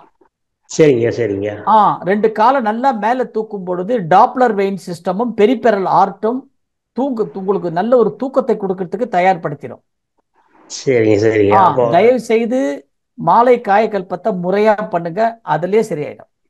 சரிங்க. நன்றி. வாழ்க. நன்றி. சிறப்பையா. நன்றிங்க. வாழ்க வளமுடன். அடுத்து அமுதா அம்மா அவர்களை கேள்வி கேட்க அழைக்கிறோம். அம்மா அன்மியூட் பண்ணிக்கோங்க. அமுதா அம்மா. வாழ்க வளமுடன் ஐயா, திருநெல்வேலியில இருந்து பேசுறேன். வாழ்க வளமுடன் ஐயா. சொல்லுங்கம்மா. ஐயா எனக்கு 50 வயசு ஆகுது. பீரியடு வந்து கரெக்டா வருது. இப்போ மெனோபாஸ் ஸ்டேஜ் வருது. அதுக்கப்புறம் நான் என்ன செய்யணும்?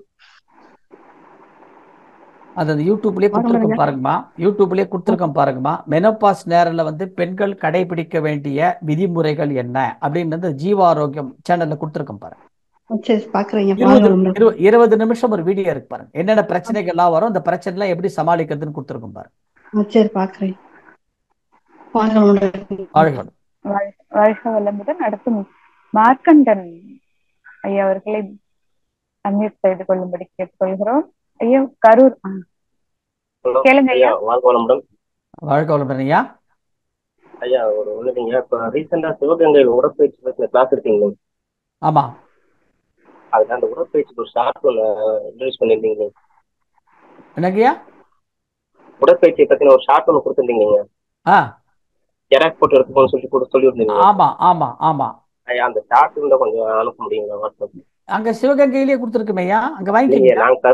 நான் கரூருங்கய்யா. கரூர்லன்னா உங்க இவர்கிட்ட கொடுத்துருக்குமே, கரூர் மன்றத்துல. கரூர் மன்றத்துல இருக்குங்களா? எல்லா மன்றத்துக்கும் கொடுத்துருக்கோம், எல்லா அறக்கட்டளையிலும் இருக்கு. கரூர் நாங்க வகுப்பெடுக்க வந்தாலே அங்க கொடுத்துருக்கோம் பாருங்க. கரூர் அறக்கட்டளையே வாங்கிக்கோங்க, அங்கேயே இருக்கு. சாரதி ஐயா கிட்ட இருக்கு, வாங்கிக்கோங்க. நன்றி. வாழ்க வளமுடன் ஐயா. வாழ்க வளமுடன். அடுத்து தமிழ்செல்வி அம்மா அவர்களை அன்மியூட் செய்யுமாறு கேட்டுக்கொள்கிறோம். தமிழ்செல்வி அம்மா அன்மியூட் செய்துக்கோங்கம்மா. ஐயா வாழ்க வளமுடன். அம்மா வாழ்க வளமுடன்மா. வாழ்க வளமுடன் ஐயா. உடன் பிறந்த, நீங்க பதில் சொன்னதுல எனக்கும் பதில் கிடைச்சது. உடன் பிறந்தவர்களுடைய பதிவுகள் வந்து உடல் நலம் இல்லாம போகுது, ரொம்ப சீரியஸா இருக்காங்க, அந்த பதிவுகள் எல்லாம் கூட பிறந்தவங்களுக்கு அப்படியே சாருமா ஐயா? அப்படியே சாராது, அது சேரணும்னு இருந்துனா சாரும். அது நமக்கு தெரியாது. எங்கெங்க யாருக்கு எப்படி போனோங்கிறத பங்கீடு செய்யறது வந்து இறைவன் தான், நாம கிடையாது. ஐயா வளர்ப்பு பெண் ஒன்ன வந்து தம்பிக்கு கொடுத்துருக்கேங்க ஐயா. அதனால வர துன்பங்கள் தாங்க எனக்கு பெரிய சுமையா இருக்கிற மாதிரி தோணுது. இறைநிலையில தான் இருக்கிறோன்றது உறுதியா தெரியுதுங்க ஐயா. மறுபடி தவம் பண்றேன். இருந்தாலும் அந்த அழுத்தம் வந்து நம்மள வாட்டுதுங்க ஐயா. கண்டிப்பா வாட்டும். அதை தாண்டித்தான் வரணும். அதை தாண்டித்தாம்மா வரணும். சரிங்க. அதனாலதான் ஞான மார்க்கத்துக்கு உள்ள வந்து வர முடியாம கிட்டக்க வந்துட்டு நிறைய பேர் கதவு கிட்ட வரைக்கும் நின்றுட்டு திரும்பி போயிடுறாங்க. பதிவு தடுக்கிறதுனாலதான். ரொம்ப அப்படியே உடம்பே அழுந்துதுங்க ஐயா. அது அப்படித்தான் வரும். நம்ம அதெல்லாம் கடந்து போகணும், ஏத்துக்கணும். ஏத்துக்கிட்டு பிரயாணத்தை தொடருங்க. நிச்சயம் சக்சஸ் ஆயிடும். நீங்க ஆல்மோஸ்ட் கிட்டக்க இருக்கிறீங்க, கவலைப்பட வேண்டாம். சரிங்க. அதாவது இதை தாண்டணும்னு நினைக்கிறேங்க ஐயா. எந்த பயிற்சியும் விடுறது இல்ல, தவமும் பண்ணாம இருக்கிறது இல்லைங்க ஐயா. இருந்தாலும் அந்த சுமை, அதனாலதான் உங்ககிட்ட கேட்டேன். பாருங்க, சுமையை நீங்க சுமக்காதீங்க. சரிங்க ஐயா. சரி, நீங்க சுமக்க வேண்டியது உங்க சுமையை மட்டும்தான். சரிங்க. அது உங்க பையனா இருந்தாலும் சரி, பெண்ணா இருந்தாலும் சரி, கணவனா இருந்தாலும் சரி, யாரா இருந்தாலும் சரி, அவரவர்கள் சுமைகளை அவரவர்கள் தான் சுமக்கணும். அந்த சுமையை எடுத்து நீங்க போட்டுக்காதீங்க. புரியுதுங்களா? சரிங்க. 2 பெண் குழந்தைகளும் இருக்காங்களா, அது குடும்ப சுமையா இருக்குதோ அப்படின்ற அதைத்தான் நானும் சொல்றேன். அது அவங்க சுமை, அது அவங்க தான் பண்ணணும். நீங்க தூக்கி போட்டுக்காதீங்க. புரியுதுங்களா? சரிங்க. ஆமா, அவரவர்கள் சுமைகளை அவரவர்கள் தான் சுமைக்கணுமே தவிர, அந்த சுமைக்கு நம்ம என்ன பண்ணலாம், மனசார வாழ்த்தலாம், அதுக்கு உண்டானதை ஏதாவது பண்ணலாம். ஆனா அவங்க சுமையை அவங்க தான் அனுபவிக்கணும். அந்த சுமையத்துக்கு உங்களுக்குள்ள போட்டுக்கிட்டீங்கன்னா உங்க கர்மா தான் கூடும், உங்க கர்மா தான் கூடும். புரியுதுங்களா? புரியுதுங்க. அப்ப அவங்க எந்த முயற்சியும் எடுக்க மாட்டாங்க. அப்போ அப்படித்தாங்க ஆயிருச்சு. அதைத்தான் நான் சொல்றேன். அதைத்தான் நீங்க போட்டதுனால அவங்க எடுக்கல கர்மா. அப்ப என்ன பண்ணிட்டு அவங்க சுமையை வந்து இந்த அம்மா சுமக்கிறதுக்கு தயாரா இருக்கிறாங்க. அப்ப கர்மா என்ன பண்ணும், அந்த கர்மா உங்களை பிடிச்சிடும், அவங்கள விட்டுடும். அப்ப அப்புறம் அவங்க எதுக்கு பிறக்கணும்? அவரவர்கள் செயல்களுக்கு ஏற்ற விளைவு அவரவர்கள் தான் செய்யணும். நீங்க அந்த சுமையை சுமக்காதீங்க. புரியுதுங்களா? சரிங்க ஐயா, ரொம்ப நன்றிங்க. வாழ்க வளமுடன். நன்றி ஐயா. அடுத்து ஜிஎம் என்று போட்டிருக்கிறது. ஜிஎம் அன்பர் கேள்வி கேட்கலாம். ஐயா அன்மியூட் பண்ணிக்கோங்க. ஜிஎம். ஆமா, வாழ்க வளமுடன். வாழ்க வளமுடன் ஐயா. வாழ்க வளமுடன். நான் மீனா பேசுறேங்க ஐயா, ஸ்ரீலங்கால இருந்து. சொல்லுங்கம்மா. ஐயா, நான் கேட்டிருந்தேன் உங்கள்கிட்ட. ஸ்டென் வச்சிருக்காங்க, அவருக்கு வந்து 75 வயசு ஆகுது ஒரு ஐயாவுக்கு நம்ம மன்றத்துல. அவருக்கு ரீசெண்டா ஸ்டென்ட் வச்சதுனால அவர் வந்து மகராசனம் குப்புறப்படுத்தி செய்ய வேணான்னு சொன்னேன். அது போக வேற என்னென்ன பயிற்சிகள் செய்யக்கூடாதுங்க ஐயா? எப்ப வச்சாங்க மீனாம்மா? அவருக்கு வந்து 1 இயர் ஆகுதுங்க ஐயா. 1 இயர் ஆயிடுச்சுன்னா, ஸ்டண்ட் வச்சு 1 இயர் ஆயிடுச்சுன்னா பண்ணலாமே பயிற்சி. பண்ணலாமா? மகராசனம் குப்புறப்படுத்தி செய்யலாமாங்க ஐயா? மகராசனம் 1 முதல்ல பண்ண சொல்லுங்க. ஓகேங்க ஐயா. அது முதல்ல செஞ்சிட்டு இருக்காரு. மகராசனம் 2 வந்து மெதுவா 1 பண்ண சொல்லுங்க முதல்ல. சரிங்க ஐயா.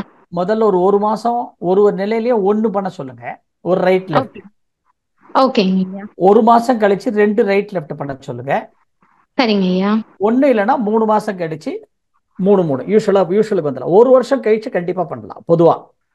சரிங்க ஐயா. மெதுவா பண்ண சொல்லுங்க. இந்த ஃபேஸ் மேக்கரா என்னமோ சொல்லி வச்சிருக்காங்க. அந்த ஐயாவுக்கு 85 வயசு ஆகுது. அந்த ஐயாவுக்கு சரிம்மா வந்து என்னங்க ஐயா செய்யலாம்? அவருக்கு எப்ப வச்சு எத்தனை நாள் ஆகுது, எத்தனை வருஷம் ஆகுது? எனக்கு தெரியாதுங்க ஐயா. இப்ப பயிற்சி ஏற்கனவே செஞ்சவர் விட்டுட்டாரு. கேளுங்க. பேஸ் மேக்கர், அதாவதுங்க heart related any major issues, பேஸ் மேக்கரோ ஸ்டண்ட் வைக்கிறதோ எதுவா இருந்தாலும் சரி 1 வருஷம். 1 வருஷம். ஓகேங்க. 1 வருஷத்துக்கு அப்புறம் பண்ணலாம். சரிங்க. அவங்க எல்லாம் வந்து 14 பாயிண்ட் அக்குப்ரெஷர் ஒரு நாளைக்கு 3 முறை செய்யலாம். சரிங்க ஐயா. பொதுவா அவங்க அதிகமா செய்ய வேண்டிய பயிற்சி உடல் தளர்த்தல், 14 பாயிண்ட் அக்குப்ரெஷர், நரம்பு தசைநார் மூச்சு பயிற்சி. சரிங்க. சரிங்களா? ஓகேங்க ஐயா. ஓகே, ரொம்ப நன்றிங்க ஐயா. ஐயா இன்னொரு ஐயா, சாரிங்க ஐயா. ஒருத்தவங்க வந்து இப்ப 1 மந்த் ஆகுது, அவங்களுக்கு வந்து சுகர் வந்திருக்கு, மெப்டமின் எடுக்கிறாங்க. அவங்க சொல்றாங்க நான் மெஃப்டமின் எடுக்காம இப்ப நான் இது ஆயுர்வேத மருத்துவமா இல்ல ஹோமியோபதியாவது ஃபாலோ பண்ணலாமான்னு கேக்குறாங்க. நான் சொன்னேன் ஓகே அது ஃபைன் நல்லா அப்படின்னு தான் சொன்னேன். ஏன்னா ஸ்டார்டிங்ல 140 இருக்கு அவங்களோட சுகரோட லெவல். எம்டி ஸ்டமக்ல. ஆமாங்க. சரி, ஓகே. அதாவது எப்பவுமே அத மாதிரி இருக்கிறவங்க வந்து குறைஞ்சது வந்து முதல்ல ஒரு 6 months மினிமம் 3 மாசம் மேக்ஸிமம் 6 months வந்து அலோபதி தான் எடுக்கணும். அலோபதி தான் எடுக்கணுமா? சரிங்க. நல்ல கண்ட்ரோலுக்கு வந்த பிறகு நம்ம பயிற்சி, காயகல்பம், மெடிடேஷன் இது 3 பண்ணணும். அதுக்கப்புறம் கூட அவங்களுடைய விருப்பம் அது சித்தாக்கோ ஆயுர்வேதத்துக்கோ மாறுறது. சரிங்க. ஆமா, ரிஸ்க் எடுக்கக்கூடாது. சரிங்க ஐயா. ஓகேங்க ஐயா. ஓகே, நன்றிங்க ஐயா. வாழ்க வளமுடன் ஐயா. உங்களோட யூடியூப் ஜீவா ஆரோக்கியத்துல நிறைய மெசேஜ் தெரிஞ்சுக்கிறோம். ரொம்ப நன்றிங்க ஐயா. அம்மாவுக்கும் வாழ்த்துக்கள். வாழ்க வளமுடன். வாழ்க வளமுடன். நன்றி ஐயா. அடுத்து பூங்கொடி தயாளன் அம்மா அவர்களை கேள்வி கேட்க அழைக்கிறோம். அம்மா அன்மியூட் பண்ணிக்கோங்கம்மா. பூங்கொடி அம்மா. வாழ்க வளமுடன். பூங்கொடி அம்மா அன்மியூட் பண்ணிக்கோங்கம்மா. அம்மா வாழ்க வளமுடன்மா. வாழ்க வளமுடன் ஐயா. வாழ்க வளமுடன் ஐயா. சொல்லுங்கம்மா. நல்லா அதாவது நாம நினைக்கிற கேள்விக்கெல்லாம் நல்லா ஆன்சர் கொடுத்துருக்குங்க ஐயா. நல்லா சந்தோஷமா இருக்கு. எனக்கு ஒரு சின்ன ஒரு இதுங்க ஐயா. அதாவது ஒரு அம்மா வந்து இப்போ மூட்டு வலிக்கு தைலம் கொடுத்தீங்க, எனக்கு நல்லா ஆயிடுச்சுன்னு சொன்னாங்க பாருங்க ஐயா. அது என்ன தைலம் எங்களுக்கு கொஞ்சம் சொல்லுங்க ஐயா. மூட்டு வலி தான் ஐயா. நான் வந்து வஜ்ராசனம் போடாம நீங்க ஒரு வாட்டி உங்ககிட்ட கேட்டிருக்கேன் ஐயா. கொரோனா பீரியட்ல எல்லா எக்ஸசைஸும் கரெக்டா பண்ணுவேன். ஆனா வஜ்ராசனம் மட்டும் என்னால பண்ண முடியலைங்க ஐயா. சரி நீங்க அதை சமணம் போட்டு பண்ணுமா, சரி ஒரு நாளைக்கு பெட்ஷீட் வச்சு பண்ணுமா. அது வந்து இடது கால் தான் ரொம்ப வலிக்குது. சரி அவங்க அம்மா சொன்ன உடனே எனக்கு ஒரு ஆனந்தம். பரவாயில்ல, நல்ல விஷயம் சொல்றாங்க, நம்ம ஐயாவை கேட்போம். வாழ்க வளமுடன் ஐயா. சரி அம்மா, அது வந்து அந்த ஜீவ ஆரோக்கியம் சேனல்லே சொல்லியிருக்கோம். அதாவதுங்க கடுகெண்ணெய், வேப்பெண்ணெய், நல்லெண்ணெய்மா. ஓகே ஐயா. 3 எண்ணெயும் சம அளவு 100 மில்லி சம அளவு எடுத்து கடாயில போட்டு மெதுவா லைட்டா அடுப்பு வந்து சிம்மில் வச்சு சூடு பண்ணுங்க. சாமிக்கு ஏத்துற கற்பூரம் இருக்கு இல்லையா, சூடம். ஆமாங்க, பூங்கற்பூரம். பூங்கற்பூரம், கட்டி கற்பூரம் ஒரு 20 ரூபாய்க்கு வாங்கிக்கோங்கம்மா. ஓகே ஐயா. அந்த இளம் சூடு வந்தவொடனே ஸ்டவ் ஆஃப் பண்ணிடுங்க. எண்ணெய் முறியாம பாத்துங்க, சூடாகாம பாத்துக்குங்க. ஓகே. இளம் சூடு வந்தோடனே ஸ்டவ் ஆஃப் பண்ணிட்டு இந்த கற்பூரத்தை வந்து தூளாக்கி அந்த எண்ணெயில போட்டுருங்க. அப்படியே தூவி விட்டு. ஸ்டவ் ஆன்ல இருக்கும்போது கற்பூரம் போடாதீங்க, எண்ணெய் எரியும். ஆமாங்க ஐயா, பத்தி கந்து. ஆமாங்க ஐயா. ஆமா, அப்ப அதை கற்பூரத்தை போட்டு ஒரு தட்டு போட்டு மூடிடுங்க. திறந்து பார்க்காதீங்க. 24 மணி நேரம் கூலிங் டைம், மூடியே இருக்கட்டும். 24 மணி நேரம் கழிச்சு அந்த எண்ணெயை வந்து எங்க பெயின் இருக்கோ, முட்டி மட்டும் இல்ல, தோள்பட்டை, இடுப்பு, முதுகு, காலு, குதிக்காலு எங்க இருந்தாலும் சரி, கழுத்து, இந்த எண்ணெயை தடவினீங்கன்னா உங்களுக்கு வந்து நல்லா 1 மணி நேரம் ஊறுங்க. வலி சரியாயிடும். வீக்கம் இருந்ததுன்னா அதுவும் கூட வந்து புங்க இலை இல்லைன்னா வந்து நொச்சி இலை. வீக்கம் இல்லைங்க ஐயா. வீக்கம் இல்லைன்னா வலி கண்டினியூவா இருந்ததுன்னா அந்த இலையால வந்து இந்த தவிடு ஒத்தரம் கொடுக்குற மாதிரி ஒரு துணியில கட்டி ஒத்தரம் கொடுங்க. புங்க இலைங்களா ஐயா? புங்க இலை இல்லைன்னா நொச்சி இலை. ஓகே ஐயா. ரொம்ப நன்றிங்க ஐயா. நன்றிங்க ஐயா. இப்பவே எனக்கு குணமாயிட்ட மாதிரி இருக்கு ஐயா. வாழ்க வளமுடன். பயிற்சி விடாதீங்க ஐயா. எந்த எக்காரணத்தை கொண்டா நான் 15 வருஷமா சர்வீஸ் பண்ணிட்டு தான் இருக்கேன். எப்போதும் உடற்பயிற்சி தான் இருப்பேன். அந்த வஜ்ராசனம் ஒண்ணு மட்டும் தான் என்னால முடியல. கண்டிப்பா முடியும், பண்ணுங்க. வாழ்க வளமுடன். நன்றிங்க ஐயா. ஐயா ஹாப்பி பொங்கல் ஐயா. நன்றிமா. அம்மா வாழ்க வளமுடன்மா. பொங்கல். வாழ்க வளமுடன். வாழ்க வளமுடன். நன்றி அம்மா. அடுத்து குருவம்மாள் அம்மா அவர்களை கேள்வி கேட்க அழைக்கிறோம். குருவம்மாள் அம்மா அன்மியூட் பண்ணிக்கோங்கம்மா. ஐயா வாழ்க வளமுடன் ஐயா. மீண்டும் ஒரு கேள்வி. இப்ப சொன்னீங்க பதிவுங்கிறது வந்து ஆஃப்டர் மேரேஜ் அங்க போயிடும்னு சொன்னீங்க ஐயா. ஆமா, பதிவுங்கிறது நமக்கு பிறக்கிறப்பயே இருக்கிறது தானங்கய்யா?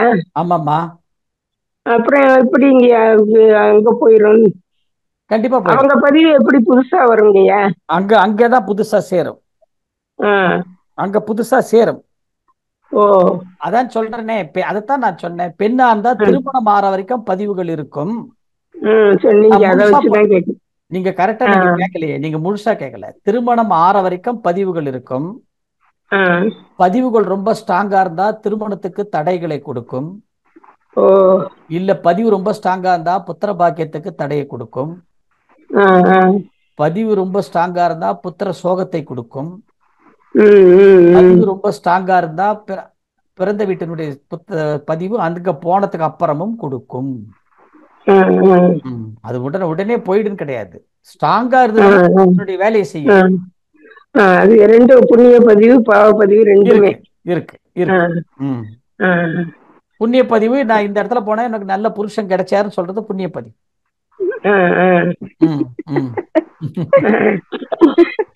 சரிங்களா? சரிம்மா, அந்த எனக்கு அந்த சுகருக்கு வந்து இலை சொன்னீங்க. ஆமா, அந்த என்ன இலை? அது கட்டி போட்டால் குட்டி போடும் அந்த இலை தானுங்க ஐயா? நீங்க வந்து அத சொல்றீங்களே தவிர இலை பேரை சொல்ல மாட்டீங்களா? ரணக்கல்லி பேரு டக்கு வாயில வர மாட்டேங்குது ஐயா. ரணக்கல்லி. நானும் எங்கய்யா? ரணக்கல்லி. ரணக்கல்லி அது வந்து இங்கிட்டு முன்னாடி இருந்துச்சுங்கய்யா, இப்ப கிடைக்கவே மாட்டேங்குது. நர்சரியில வாங்கிக்கோங்க. அது வந்து மல்டி பர்பஸ், சுகரை கண்ட்ரோல் பண்ணும். கிட்னி ஸ்டோன்ஸ், டயாலிசிஸ் ஸ்டேஜ் போறவங்க, கிரியாட்டின் லெவல் அதிகமா இருக்கிறவங்க, யூரிக் ஆசிட் அதிகமா இருக்கவங்க, யூரினரி ட்ராக் இன்ஃபெக்ஷன் இருக்கிறவங்க, காதுல பிரச்சனை, எப்படி சாப்பிடணும்? பல் தேய்ச்சி முடிச்ச உடனே தினமும் எம்டி ஸ்டமக்ல ஒரே ஒரு இலை.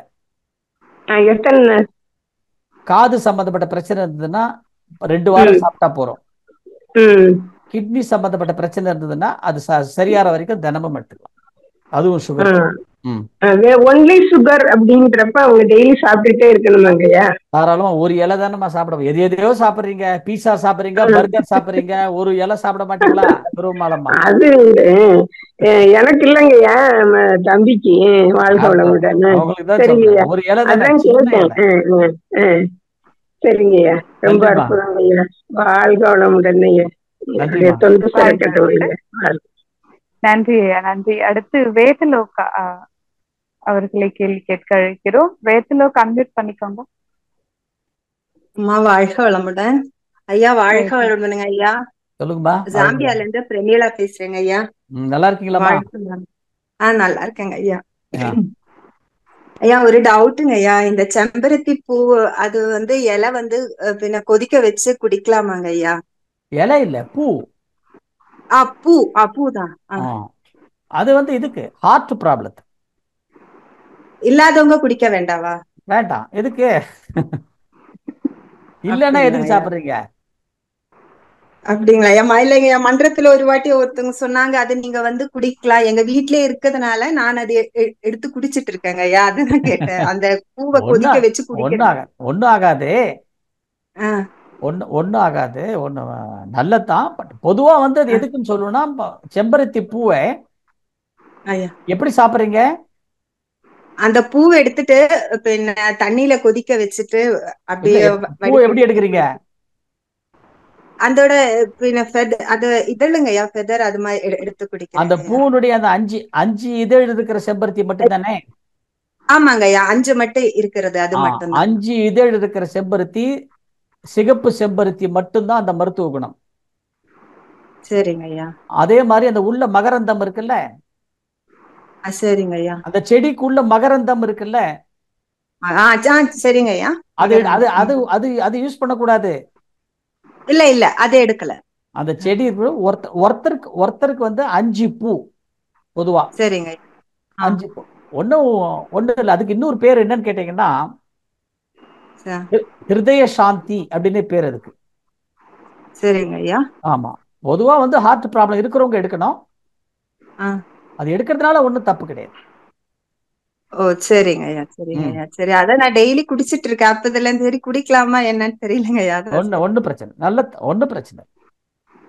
சரிங்க ஐயா. நன்றிமா, வாழ்க வளமுடன். ரொம்ப தேங்க்ஸ் ஐயா. வாழ்க வளமுடன். வாழ்க வளமுடன். மிக்க நன்றி ஐயா.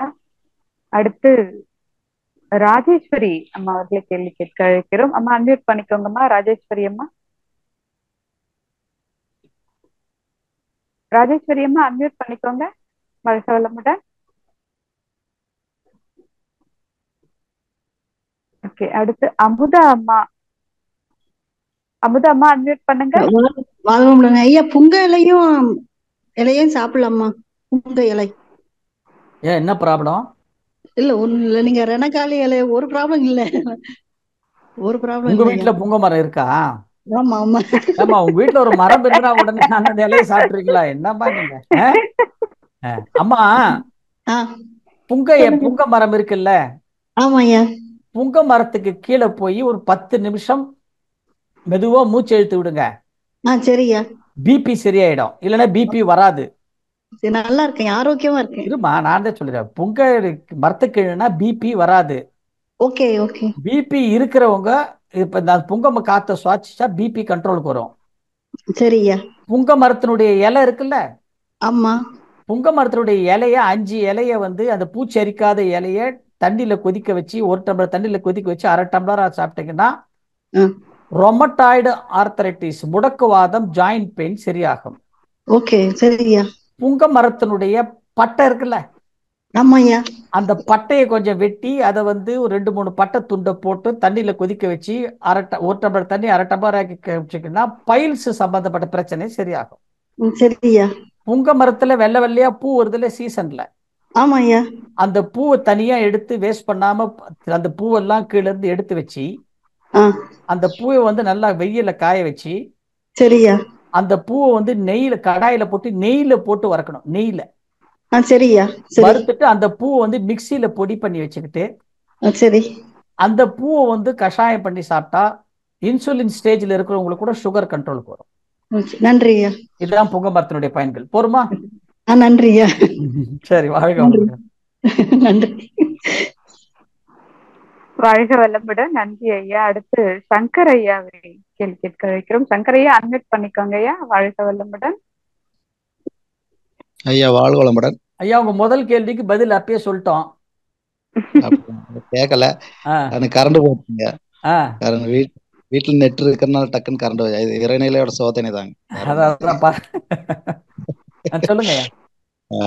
இப்ப 2வது கேள்வி, அதாவது நான் கேட்டது அந்த நம்ம அதுவாவே மாறும்போது, சரியா சொன்ன போனா இந்த உலகத்துல பிரபஞ்சத்துல இருக்க எல்லாத்துக்குமே பேர் வச்சது மனிதன் தான்.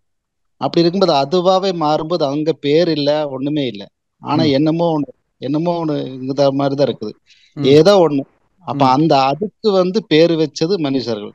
அப்ப அதுவா மாறினதுக்கு அந்த ஒரு காரணம் எந்த அளவுக்கு உள்ள போயிருக்குமோங்கிற அது ஒரு கேள்விதான். எனக்கு அது கேள்வியாவே இருக்குது. அதனால அது அந்த உள்ள போயிருக்கிறோமா இல்ல என்ன செய்விக்குது, அந்த அங்க எண்ணம் இல்ல, கேள்வி வந்தா இன்னும் உள்ள போலன்னு அர்த்தம். அப்படிங்களா? கேள்வி இல்லைங்க, கேள்வி இல்ல, அதாவது கேள்வி இல்ல, அது அந்த மாதிரி ஏதோ ஒரு அனுபவத்தை வச்சு நான் கேக்குறேங்க. அந்த மாதிரி ஏதாவது அனுபவம் இருக்கா? அதாவதுங்க, அதாவது வந்து அந்த இடத்துல போன உடனே தாட்லெஸ், அசையக்கூடாது. அதாவதுங்க, எப்போ உங்களுக்கு அசைவு இருந்தா தான் எண்ணம். பாருங்க, மனம் அசையாமல் இருந்தால் சிவம், அது அசைந்தால் மனம். அப்ப சிவத்துல அந்த ஒன்னே ஒண்ணு மட்டும்தான் இருக்குது. ஆனா அது வந்து அந்த இடத்துல வந்து அதை வந்து இயக்கிறது தான், அது அலையா மாறும் பொழுதுதான் அது இயக்கம் பெறுகிறது. புரியுதுங்களா? இதத்தான் விஞ்ஞானம் என்ன சொல்லுதுன்னு கேட்டீங்கன்னா, நேர்த்துகள் எதிர்த்துகள்னு சொல்லுது விஞ்ஞானம். அதைத்தான். இப்போ நீங்கெல்லாம், இப்ப நாமெல்லாம் யாரு? நம்ம எல்லாம் ஒரு பொருள் தானே. நீங்களும் ஒரு பொருள், நானும் ஒரு பொருள், எல்லாருமே ஒரு மாலத்தியம்மா, எல்லாரும் ஒரு பொருள் தான். நம்ம எல்லாருமே இந்த பொருள் வந்து எதனுடைய கூட்டம்? அணுக்களின் கூட்டம். அணுக்கள் எதனுடைய கூட்டம்? அணுத்துகளின் கூட்டம். அணுத்துகள் குவார்க்களின் கூட்டம். குவார்க்கு பரம அணுவின் கூட்டம். பரம அணு நேர்த்துகள் எதிர்த்துகளின் கூட்டம். அப்ப நேர்த்துகள் என்பது அசையும். அது அசையும் போது மனமா வருது. அங்க மேல அசையும் போது சக்தி, மனசு. இங்க உள்ள அசையும் போது மனம். அசையாம இருக்கும்போது, மேல இருக்கும்போது பிரம்மம், சுத்தவெளி. இங்க அசையும் பொழுது மனம். அவ்வளவுதான். அப்ப அதை அசையாம பார்த்துக்கணும். அசையாம நம்மளால இருக்கவும் முடியாது. வாழ்க்கைன்னு ஒண்ணு இருக்குல்ல உங்களுக்கு. அப்ப என்ன பண்ணோம்? அந்த டேஸ்ட ஒரு முறை பார்த்துட்டோம்னா அதுக்கப்புறம் நாம் வந்து அசைவோம். ஆனால் அந்த அசைவை நல்லதுக்கு மட்டும் பயன்படுத்துவோம். எந்த விதமான தீயதுக்கும் நம்ம பயன்படுத்த மாட்டோம். அதத்தான் மகரிஷி சொன்னாரு. நிலை உணர்ந்து தொண்டாற்றி இன்பம் காண்போம். எந்த நிலை உணர்ந்து? அந்த நிலையை உணர்ந்துட்டீங்கன்னா தொண்டாற்றி இன்பம் காண்போம். அதுக்குதான் அது. அதான் அந்த டைம்ல அசைவு இல்ல, அந்த டைம்ல அசைவு இல்ல, எங்க இருக்கிறனே தெரியல, என்ன ஆச்சுன்னே தெரியல. ஆனா திரும்பி வரும்போது திரும்பி வரவே முடியல, கொஞ்ச நேரத்துக்கு திரும்பி வரவே முடியல, வராம இருக்க முடியாது இல்லைங்களா? அதைத்தான் சொல்றேன். நமக்கு வந்து சமுதாய கடமை இருக்குல்ல, குடும்ப கடமை பிளஸ் சமுதாய கடமை இருக்குல்ல. ஆமா ஆமா.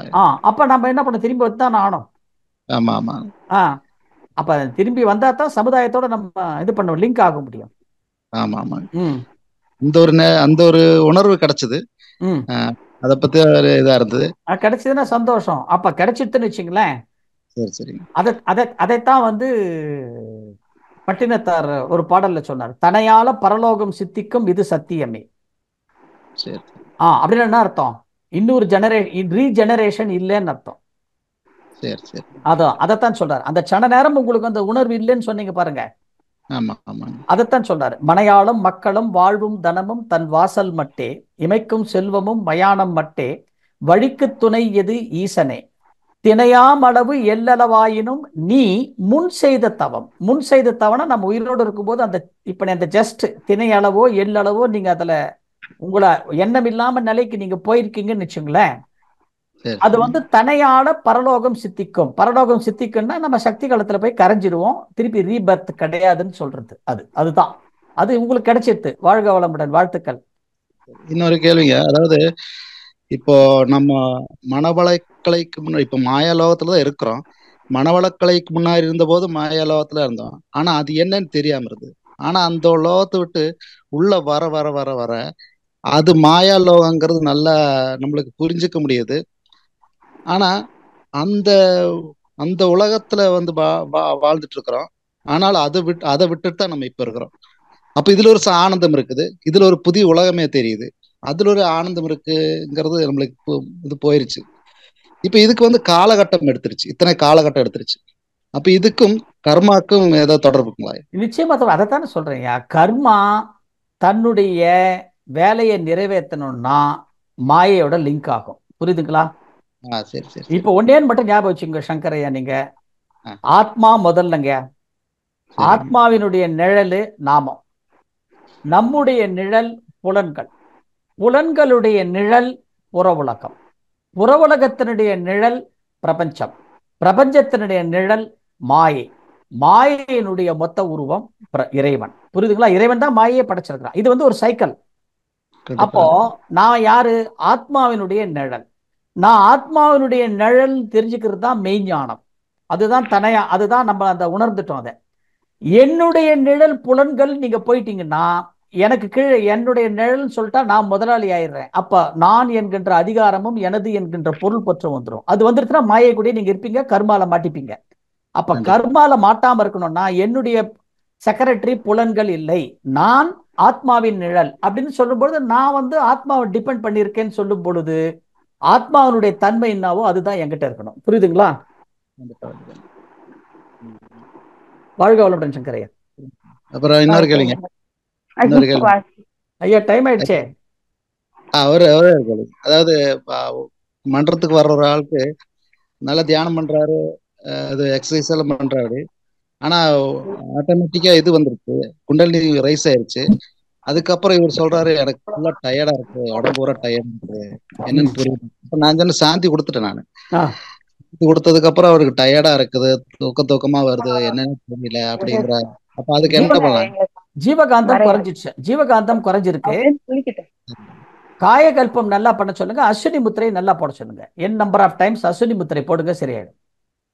சரி.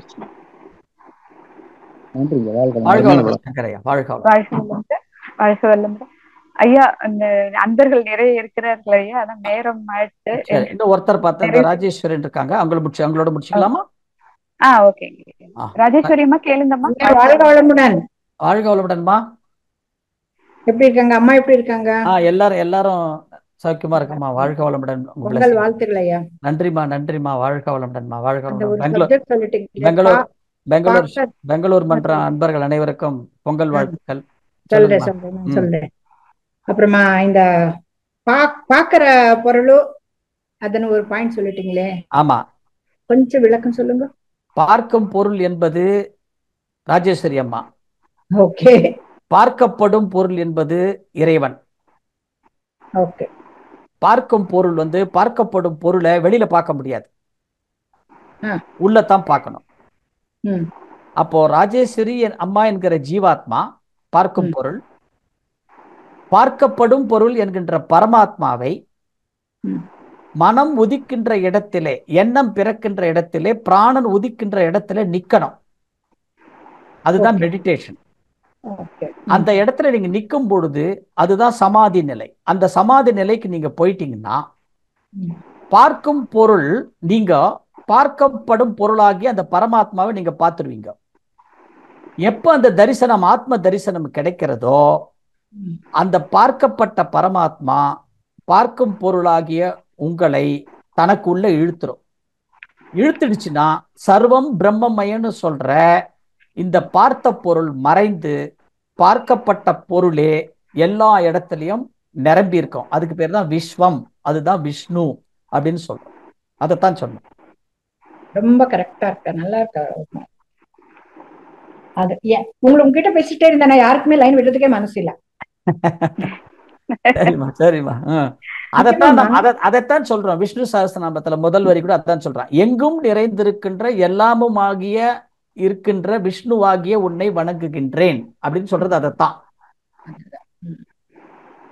அம்மா நிலா ரொம்ப கேட்டேன்னு சொல்லுங்க. கண்டிப்பா. வாழ்க வளமுடன், வாழ்க வளமுடன், வாழ்க வளமுடன், வாழ்க வளமுடன். அம்மா ரொம்ப நன்றி அம்மா, வாய்ப்பு கொடுத்ததுக்கு. நன்றி அம்மா, நன்றி அம்மா. வாழ்க வளமுடன், வாழ்க வளமுடன். நன்றி அம்மா, நன்றி. நம் கடமை அறவாழ்வின் நாட்டத்தே சிறக்கட்டும்.